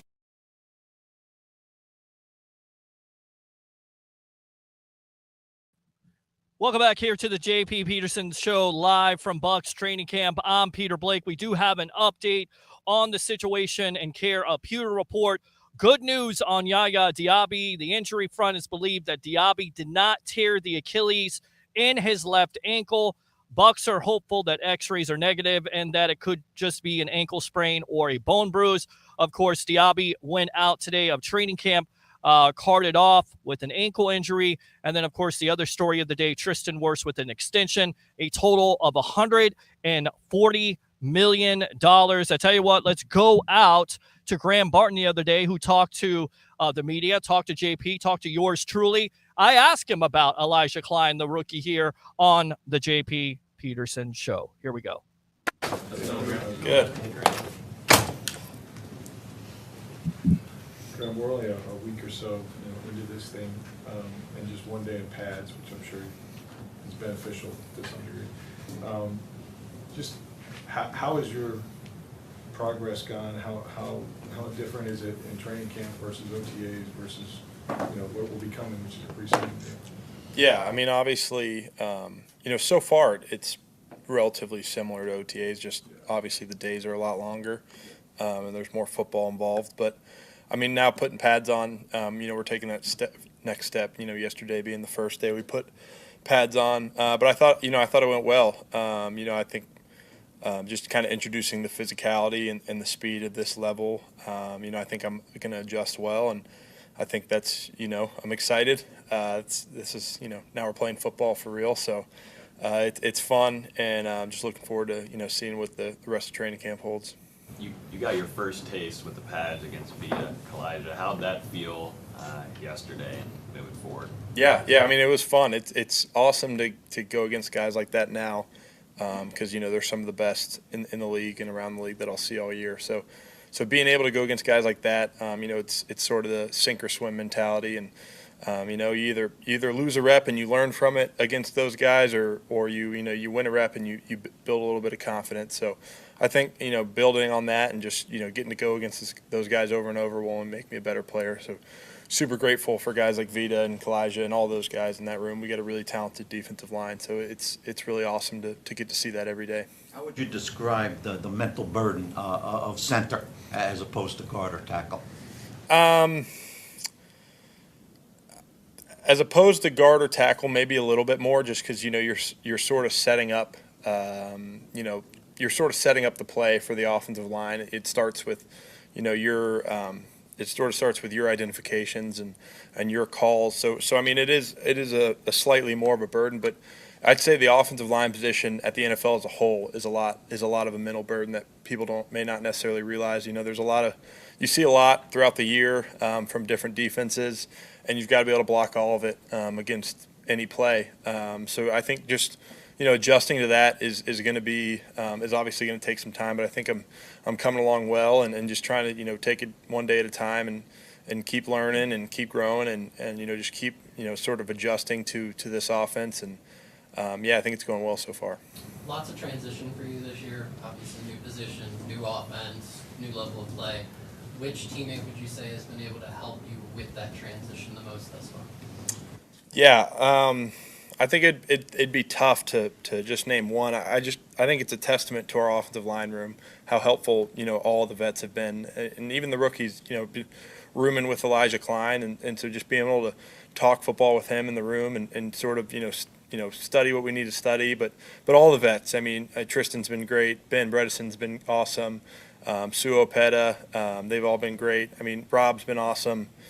Cody's been great. Luke's been great. So I mean, like I could list just the whole room. Like everyone's been awesome. We have a great presence in there, great veteran presence, and so just be able to be a rookie with this O-line room. I'm really fortunate to have the guys I do.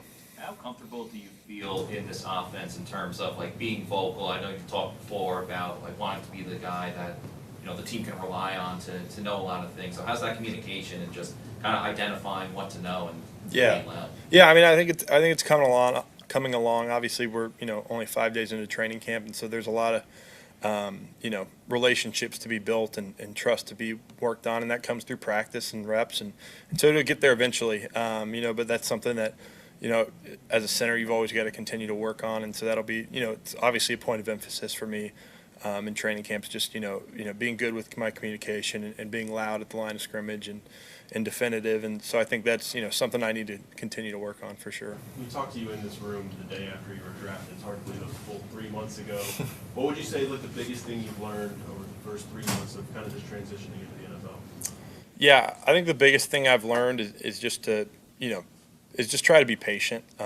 Listen more than you speak. Learn from everyone. Just sort of be a sponge. There's a lot I don't know. That'll continue for years and years. So I just think, trying to learn as much as you can, whether that's, in the meeting room, on the field, in the dining room talking about football or whatever, just learning the ins and outs of, the organization and the playbook and just things like that. I think that's the biggest thing I've learned is, hey, I just need to, sort of sit back and soak in everything I can because, the NFL's a pretty crazy place to work. And so I think just trying to, take it one day at a time and process all that. Graham, have you had your welcome to the NFL moment where you're like, whoa, this is real? I think that'll come more in preseason games and as we get farther into training camp and the regular season. So nothing specifically comes to mind, but obviously just getting out there in pads and like we talked about earlier, like guys like Vita and Kalijah and Yaya and all those guys out there who are just really talented defensive linemen.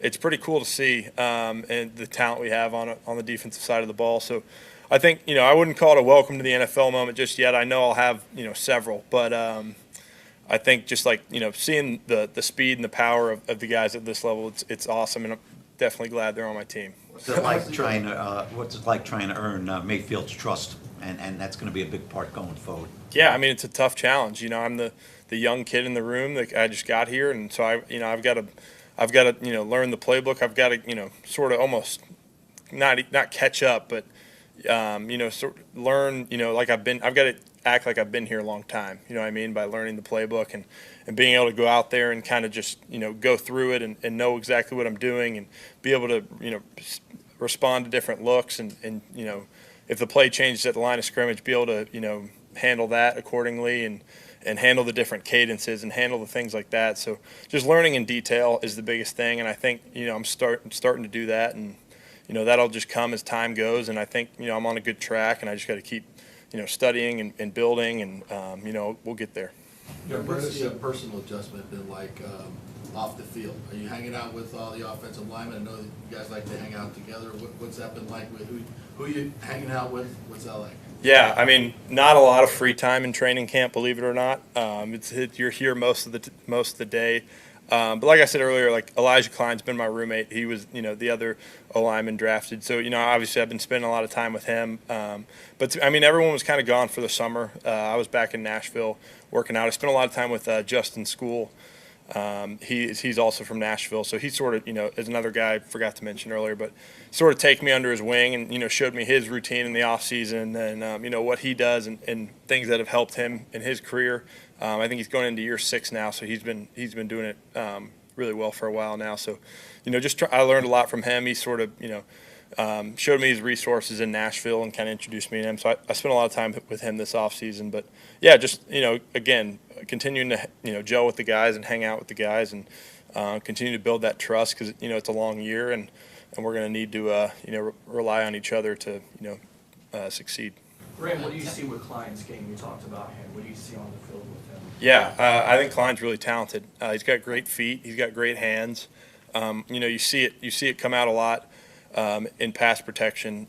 Sort of just the way he can move his feet and mirror defenders and sort of react at a pretty high level. And then he's great with his hands. He throws his hands off the jump. He creates disruptions and I think you see a talented player in there. And just like me, he's got to continue to develop and we got to continue to learn. But I think there's the building blocks for a really good player for sure. A few more, please.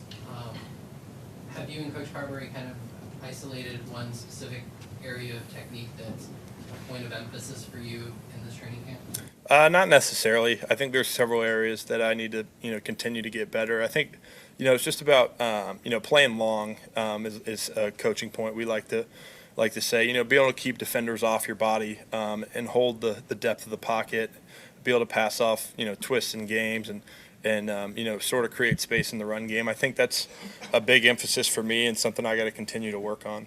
And Bredesen has played a lot of football, but he's new to this team, so you've been out there with him quite a bit. Yeah. What have you gathered about his game and how can you help him? Yeah, Ben's been so great to me, especially just coming into OTAs and now just being a veteran presence for me, and especially when he's at left guard and I'm right there at center. He's really helpful at the line of scrimmage. Obviously, he spent some time at center in New York, and so he's been, he's got a lot of experience. He's seen a lot of, different people and played a lot of different teams, obviously, over the years. So just having his experience and having a vet like that next to you at the line of scrimmage can be really helpful. He's very aware of where I stand and how new I am to this and the position, and so he's been super helpful. I can't say enough about Ben and how helpful he's been. You've been using the real-time practice film on the sidelines during practice. Is that something you had at Duke? And can you talk about how that helps you? No, I didn't have that at Duke, but it has been very helpful just to see little things, in between periods, something you might see come up later in practice, you're able to correct right there on the spot. I think it's super helpful and pretty cool technology. All right, thanks, guys. All right, so there you go. I think that's pretty cool technology too. I'm going to get that. Sorry, I'll step down here. Yes. I want to get a story done on that. Okay. We're doing pregame shows for the Ravens game, and then I'm going out to Kansas City with MOR TV to do a pregame show for that as well. Good for you, man. So we're doing some stories here at camp, and that's one I would like to do. This instant video that they use at practice. So they have all these cameras here, and they're all tied into the network. So they go right to the tablet, and they can look at their practice reps right there on the field. Absolutely. Cool that's great. That's what technology man. is. Yeah, absolutely. Yeah, good dude too. Yes. You could see the smarts, you could see the willingness, and we talked at the beginning of the show about Tristan Wirfs and the type of players that this organization is now gravitating to in the draft. They're super smart guys. Their football IQ is off the charts. Their leadership qualities are evident. They're damn good football players. But I think they'll sacrifice a little bit of ability for the inner character traits that they love so much. And I think that's the way to play it because, get serious football players. Don't get guys who just want to be NFL football players. We continue to talk about what Jason Light's philosophy is to get guys that are not only leaders of their teams in college football. Captains, well respected, but IQ. You guys got a great IQ, and you could tell he's picking up on it, and even talked about it in the presser, how he wants to be a sponge, how he's not really intimidated. And I expect him, look, he'll have some bumps in the road. Of course, there's always a transition from going from the college game to the NFL game at center, calls and making the right calls and picking up watching for blitzes and stuff like that. But the offensive line is going to be improved, in my opinion, much more than it was last year. Much more. I was talking to Jeff Fain. I used to do his show when he was here playing for the Buccaneers, Pro Bowl center. Yes. And, I asked him, I said, how long did it take you to adjust to the NFL at the center position? And he said probably 2 to 3 years. And, he went to Notre Dame. He's a super smart guy. Right. He said there's just so much coming at you on every given moment. I mean, I asked him one time to take me from the moment that the play ends to the next play, like what goes on. Right. And I'll just do this, just trying to recall with my can't remember crap brain. It's like, okay, play's over. You get up, you just got kicked into junk or whatever, now you got to get your faculty. You just got mauled by a 350-pound man, right? Yeah. So it's another play. So you got to get up. First thing you do is you look to the sideline, right, to see the personnel grouping that's coming in. Mm-hmm. So, you're center. You got to know everything, right? You got to know everything. So you look at the sideline, you see your personnel coming in, and then you see then you look to their sideline. Yeah, and I see their personnel grouping coming in. So you got to be on top of everything. So okay, they're bringing in their dime package or their nickel package. Okay, good. Get back to the huddle. Make sure all your guys are in the huddle, right? Huddle up. Now the call comes in. Okay, the call comes in. So now you hear the call and you hear the check. There's Correct. going to be check, especially in this offense. There's probably going to be a couple checks, different audibles, and you have to study all this during the week, knowing if you call play X, what those checks are going to be. Sure. So you got to get both of those checks in your mind. All right, this why it's 100 degrees and you're sweating and you're putting baby powder down. So now you break the huddle. Uh-huh. You come to the line. Now you're scanning the defense. Where is X rusher, the guy that we've been worried about all week. Okay, he's over there. Okay, now what front are they in? Okay, this is the front. Now I'm looking for would-be assassins, blitzers. Where are they coming from? In all your pregame prepper. Is this enough yet for one play, folks? I mean, this is what the center has to do. So now you're looking for where the pressure is going to come from. Now you're listening to the quarterback with his cadence, right? Trying to remember what the snap's on, right? And now you're listening to the quarterback and you're scanning still as you're getting into your stance. Where's the pressure? Now you're making the line calls. The quarterback may shift the protection to the other side. So now you got to, now we're shifting the protection to this other side. The check has been called. Now we're running a new play. I mean, it's insane. Yes. This is what a center has to do because he's responsible for the calls and the checks and where everything is coming from. This is why this position is so vital in the NFL. And when you lose a Ryan Jensen, you saw what happened to the Buccaneers. When you have to go to a Rob Hainsey, who physically isn't up for it and mentally it's going to take time. He did about as good a job as you could expect from, a third-round guy from Notre Dame who played tackle. You're right. Your memory's still pretty good. So it's a lot. Yes. And even for a Graham Barton, who is a natural center, I think, as Rick always liked to say, there are guys who play center, there are guys who are centers. He's a center. Right. And so he's smart enough. He's got the demeanor for it. He can handle a lot of information. He's physical enough. It takes one hell of a human being to put all those traits into one position, and that's why it's so vital. All right, Jordan Schultz, of course, he had the report where he said the Bucs and Wirfs were miles apart. He said the Bucs and Tristan Wirfs had a lot of work to do on a long-term extension just a few days ago. The two sides came together, worked on a deal that made sense, and finalized the details today. Wirfs gets his well-deserved payday. Let me go out to the phone lines here as we are. All right. Well, I don't know Jordan Schultz. I don't know, but I'm sure the information that he got came from the agent. Correct. Who said that it was, they're miles apart. Maybe that spurred them getting a deal. Maybe it didn't. Who freaking cares? It's done. Let's go out to one of our friends of the show here. Most likely could be joining the show, in my opinion. Mr. Tampa Bay, Ray Kennedy, best of the Bay. Welcome to the JP Peterson What's Show. up, Ray? Fellas, I had to test the tech. I'm like, wait, Jay, we got the show out there live, got the computer, the camera, everything running, going crazy. all And good, I'm baby. saying, if this phone is working, forget it. How you guys doing? Good, man. Okay. Good. I'm on vacation here in the mountains. You guys know this. I haven't been shy about this. JP, you probably don't know, but why would you? But seriously, the Rays, the stadium, camp, you guys, what's the biggest? Give me the 3 headlines right now, currently in order in Tampa Bay for the sports, because I honestly don't have a feeling. It's just so much coming out right now. Yaya Diaby carted off the field, apparent ankle injury. I have no idea how serious it is. Pewter report said no tear, so that's good news. We'll see what the MRI shows at this point. Jordan Whitehead. Quad injury, sore injury to quad, Jordan. could miss a couple days there. I saw Sterling Shepard also take a shot to the back of the ribs, kind of Oof. a kidney shot, and Oof. he was in pain. He was in a lot of pain. I don't know if it's a long-term injury. I don't think it is, but he was in a lot of pain, so maybe he might miss a couple days of practice as well. But not a good day in terms of injuries. They're going to happen. They happen to every team across the league. Sua Opeta tore ACL on the carpet, the inside carpet, the other night. Yep. So he's out for the season. So you lose some depth at guard. Elijah Klein steps up. Yes. One step closer. And to again, we being heard a from starter. Graham Barton and what he had to say. Nothing but praise for him. Of course, they're roommates. And I was going to ask him, follow up that question, who's more physical? Don't lie about it, because I think everybody anticipates that Barton is. But from what you hear from the scouting reports on Klein, he eats glass like Luke Edeke, tough guy. I mean, that Try again. steak. Yes, try Much steak. tastier than glass. Yes.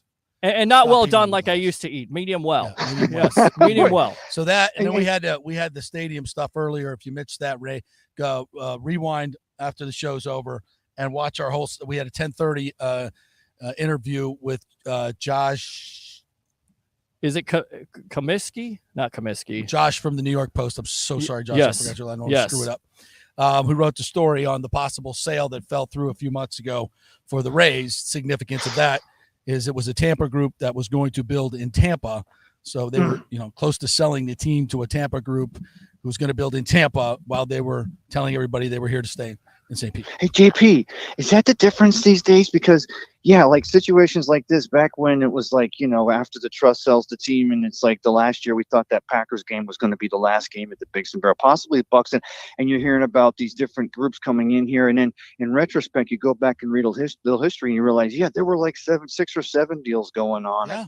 And, It's big money did you hear stuff, anything man. about- It's big money stuff. And, for all of us, it's, it's our fandom, right? It's, Yeah. we want the Rays here. We want the Rays here forever. And again, I reiterate, I hope this thing works out in St. Pete tremendously well. I hope it all works like they think they will. I'm still very dubious of it, but I hope and I pray that it does. That's what's best for St. Pete. It's what's best for the area. And I hope it works out great. I hope everybody shows up. I hope the people in St. Pete support it. I just have my reservations based on past history. And I hope the owner does what's right by St. Petersburg and gets all the stuff done that he's supposed to do.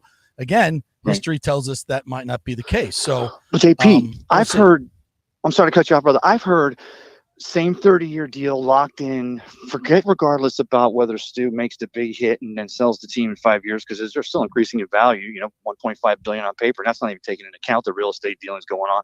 Right. Is there a team lock? Is there a lock in? Because Peter, I talked to you about this the other night. We don't know. Has there ever been talk about what would the penalty each year early be, and what is that year if this team leaves that they'd be penalized? I don't know. I haven't heard anything about that either. Nothing. So nothing has been mentioned. It was not in the deal originally, and so when the city council went through, which is crazy, right? Like the original deal did not have a promise of a lock-in for 30 years. Like, why would you even draw up an agreement and try to slide it through without an absolute ironclad deal that they could not leave? So right, they did that later, right? They did that later when which is insane. The city council had to say, "Excuse me, can we and I don't." You want a guarantee that we'll be here if you spend $2.4 billion of public money. Let's get married. Oh, yeah. Let's get married Okay. for better Yeah, or for we'll do worse. that. We're together So I forever. think, they said that they put it in there. I haven't seen it in the writing. And again, I haven't looked at the whole contract recently. So it would the first contract did not have it in it, but the amended contract reportedly reportedly has it in there. So, and Well, I'm not a you know- lawyer, and even if I read it, I don't know if there's loopholes in it or not. I'd have to get a lawyer to look at it. Well, to close out the stadium talk, because I want to first of all thank you guys for being down there at camp for me. Because even though I'm up here in the mountains, it feels like I'm there. It feels like I'm close enough. No, it doesn't. But No, it doesn't. Because I know I'm not sweating, you're guys. an effing I'm not liar sweating. because I have friends up there and it's 65 degrees. Oh. And it ain't It's a little- 65 I gotta- degrees here, Ray. So you I don't got know a what it hoodie feels on. like. So screw you. Yeah, screw I'm you, gonna Ray. I'm gonna wrap it back to Tristan to the team. Let me do this, Peter, because sometimes I get lucky. And again, thanks, guys. With the Yaya and the injuries and the stuff, and then we think about Jensen and 3 years ago, but doesn't that also go to the other end of the extreme, as to the culture that this Buccaneers locker room has? That even though Tristan wasn't going full force in 11-on-11, he was still at camp before the contract gets done. And man, isn't it great that it did get done? It's done, brother. That's done. And Tristan Wirfs is here to stay. That I can tell you unequivocally. And was there any doubt 'Cause I ever, trust Ray? this organization. That's right. And they're not Thank you. selling or trading or doing anything. He's here to stay. That I can put in stone tablets. Yes. Chisel it, baby. Yes. And Tristan Wirfs ain't going anywhere. You better get your the St. Pete thing. Yeah. That'd be papyrus with an eraser and a pencil. You better get your ass back to the Bay Area here, because we definitely need your help when it comes to setting up this shot. All right, we got to take a break. Yes. We got Chris Lugo coming up from Bay Area Modern Medical Center. If you have any questions about nutrition, working out, testosterone, hormone therapy, immune system, anything like that, put them in the comments and we'll hit the doc with the questions when we come back. We're brought to you by Third Generation Plumbing. My great friend John Rodriguez over there has owned that business since 1995. They do great business because of word of mouth. They don't even need this advertising, but they love us. It's because of word of mouth. They do great work. They're honest. They're trustworthy. So if you have an emergency, plumbing or AC, you know who to call, thirdgenerationplumbing.com, and they do AC. So go to their website, thirdgenerationplumbing.com, get their information, call them, emergency situation. They'll come out, and they'll do you right. If they don't, you call me and let me know, and he'll make it right. Back in 3.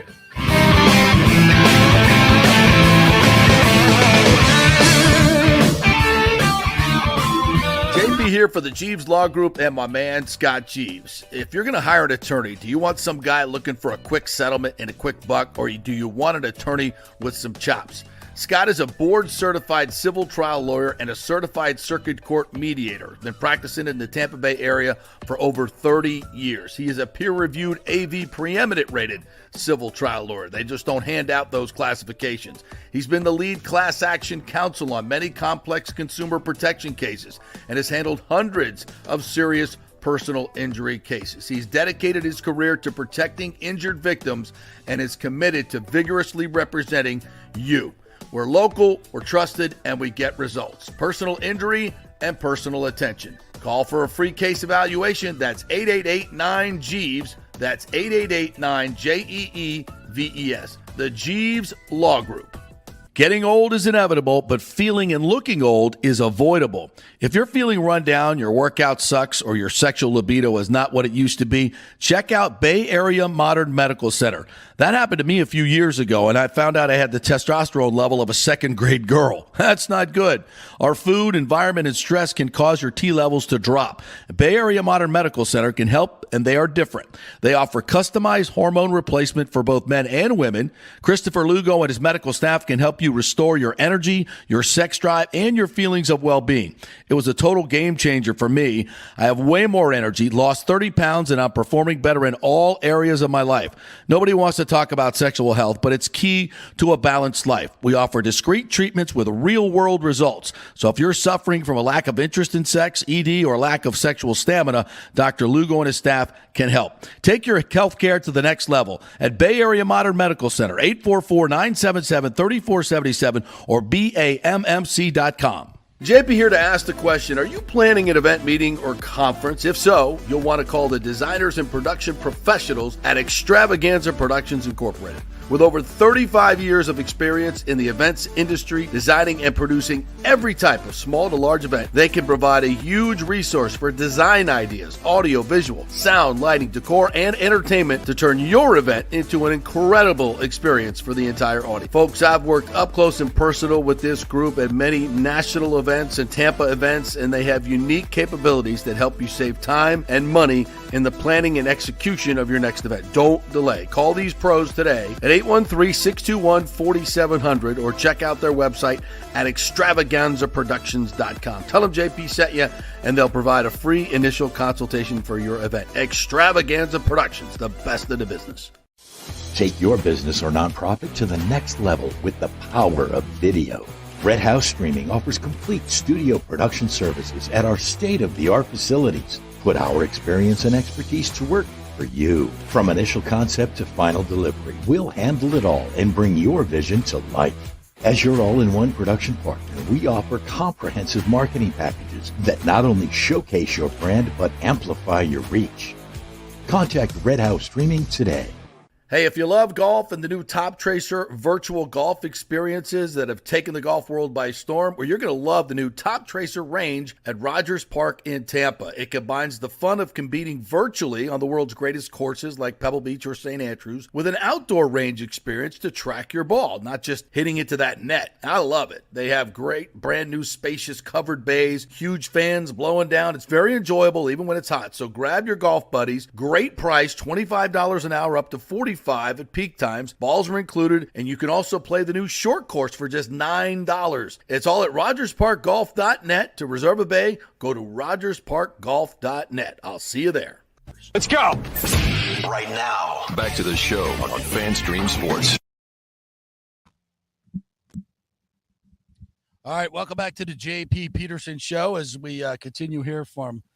Well, actually, we got some cloud cover here. Oh, it's nice. That's so nice. God. Thank you. Yes.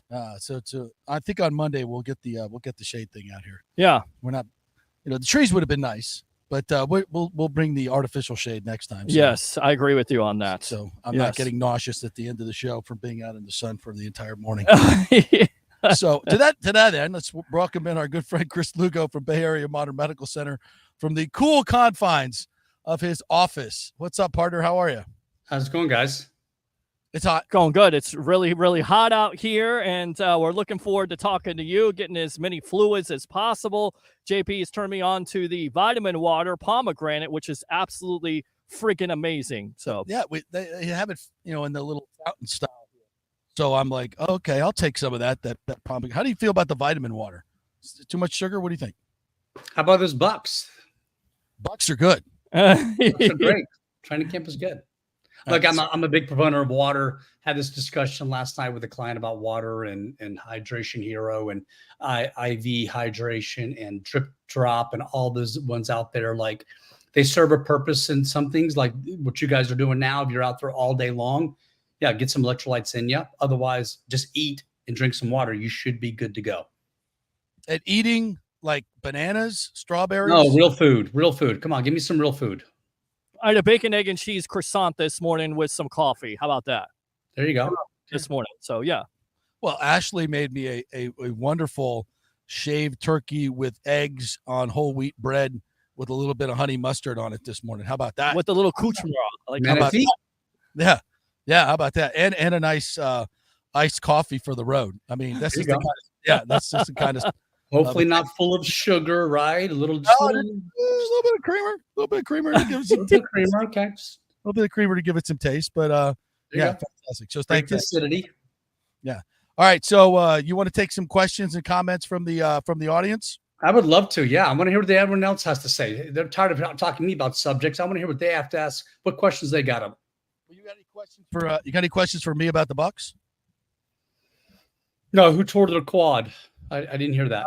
Jordan Whitehead sore quad. Injured his quad. Yeah, didn't we don't have it torn yet. How Doc? How long can that be lingering as an injury for, especially for a guy like Whitehead, who has to have that power in his legs? How long can an injury like that, a sore quad, linger?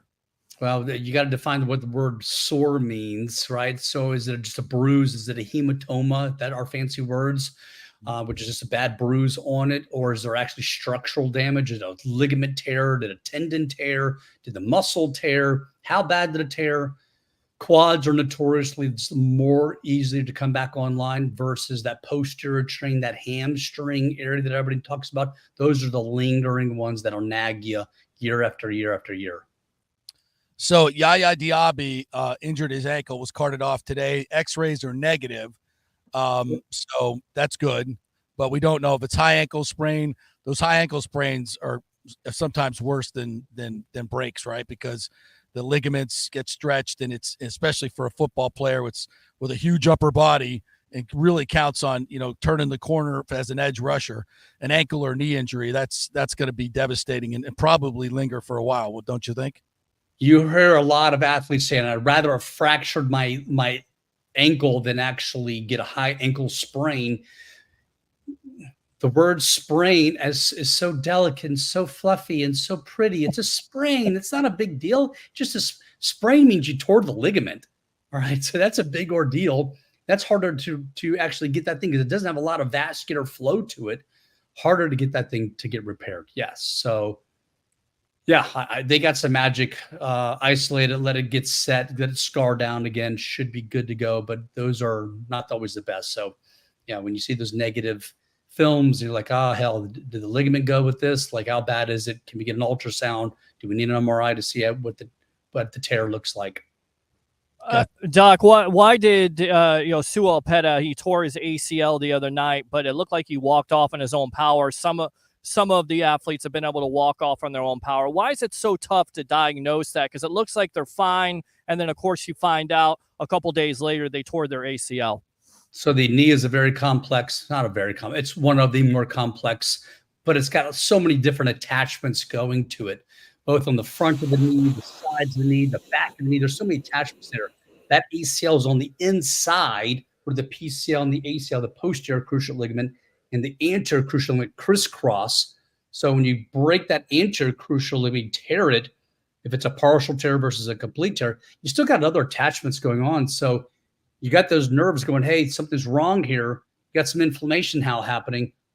For some people, it's like, hey, it's torn. I got a guy who wanted to get his MRI to see if he could go skiing this past year. He still had an ACL that tore, but it didn't stop him from skiing last year. You're like, whoa, how is that?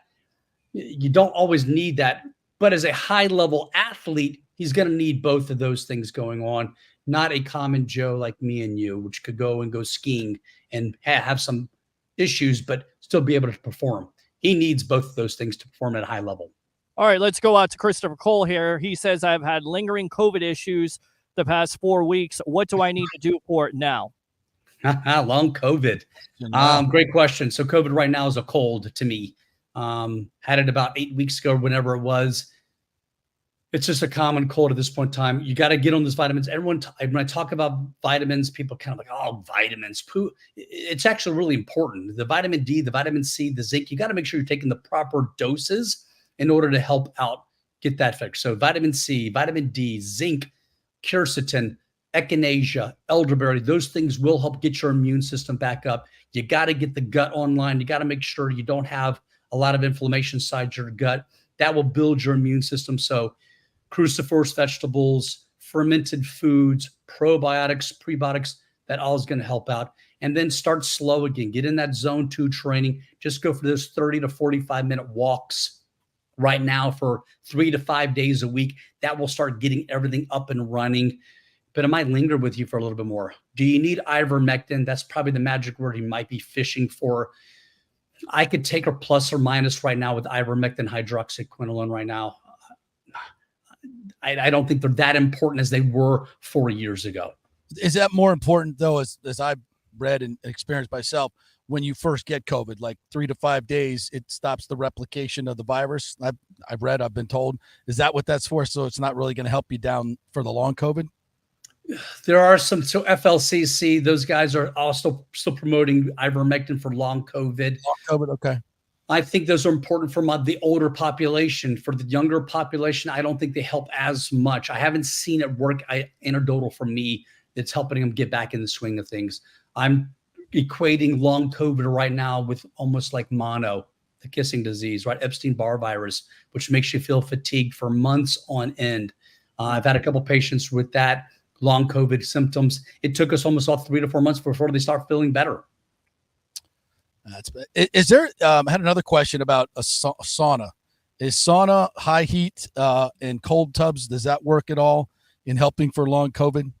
I definitely think I would add it in as my repertoire, doing some cold plunging, doing some sauna work, that 170 plus 170 to 200 degrees Fahrenheit.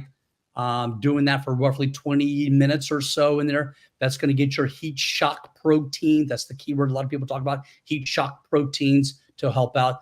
Will definitely help benefit you. Somebody had a question about testosterone. Tampa Bay Ray Kennedy saying, the importance of testosterone. Got to keep the engine tuned up for testosterone. Why is it so important for males over 40, 45 to get their testosterone looked at? We talked about it. We had a consultation. You answered every question. I answered a lot of questions. I'm a pain in the ass when it comes to, asking questions too well. Why is it so important for a male to get their testosterone looked at? Not just males, also for females, just as important for females. I've got a lot of ladies on TRT right now, but remember, T is not about numbers. It's about symptoms, mood, cognitive function, lean muscle mass. We all know it. It's been the latest craze on all the social media, and people talk about lean muscle mass. Finally, this is getting some headway with people. Lean muscle mass is longevity. Do you want to look like that lady that you saw in the grocery store at Walmart on the scooter, 60, 80, 100 pounds overweight, or do you want to be a vibrant adult? Testosterone is part of that key. Jeff Bezos, he's on a lot of stuff right now. He looks great. He's got a new girlfriend. Well, she's not new, but she's been with him. But he's still putting time in the gym. Just because you're on, quote unquote, gear, people like to call it, TRT, steroids, it's all the same stuff. I disagree with JFK. He did call it steroids. He calls it TRT. It's all the same stuff, whether you're doing it with my surveillance or with somebody else's versus you're doing it on your own. But TRT is going to help with that lean muscle mass, help with cognitive function also. That's why it's key as we get older, as Homo sapiens, better living through modern chemistry, but do it safely. You don't mean you be doing 300, 500, 800 milligrams a week of that stuff. That's exorbitant. All right, got one more for you from one of my drunk friends. Nice. I'm thinking about going total alcohol abstinence. Abstinence, yes. Abstinence, yes. You spelled that wrong. Not absent. I don't believe him. But B, talk a little bit about moderation here, because so many guys, especially in my generation, it's just part of the culture. You go out and you drink and you drink and you drink. How damaging is that? And is, cutting it back to 1 or 2 times a week, how beneficial can that be? 128.2% beneficial. Love it. Moderation is the key, but if you want to abstain completely. I love it. I've got a couple ex-alcoholics in my practice who will tell you they've never felt more better in their life than stopping drinking. They felt better than they were when they were teenagers playing football or baseball, whatever it be. So for me, I'm a one and done kind of guy. I'll be social. I have a cocktail with you, except for tonight because I got an appointment tomorrow. But I'm going to be social with you. But I don't need to drink 3, 4, 5, and it's not beneficial to me. As you get older, you start making less alcohol dehydrogenase. That's the enzyme that helps break down ethyl alcohol. So you get older, it's going to affect you more. So the more you can cut back, the more you're going to lose weight, fat, that visceral fat, that fat you can't pinch an inch, but you see on the belly, that beer gut, we would call it. You're going to lose that. You're going to have more energy from not drinking also. So I kudos to him. If he can do it, I would love it. If he wants my help, I'll be happy to help him out. But it's going to be key to slowing down drinking as you get older. It's going to benefit you in all aspects. One of the reasons after a night out myself, yes, I'm just trash for like 2 days now. It's just I can't recover like I used to recover. The liver's It's not worth it to me. I'll be honest with you. I want to function the next day. Time is precious as we're getting older, and now you got 2 days of recovery. It's August 1st. 2024 is flying by already. Those 2 days to me are precious. Yeah. All right, Chris, tell everybody how they can get in touch with you if they want your great expertise so you can surveil them. I love that word. You're surveil them, their testosterone. BAMMC, Bravo, Alpha, Mike, Charlie.com. You can book an appointment right there from the website. Easy peasy. Well done, military fashion. Appreciate it. All right, thanks, Chris. We'll talk to you next. Thanks. Great, Chris Lugo there, Bay Area Modern Medical. Yes. Center. Two very happy patients right here. Absolutely. 61 years old.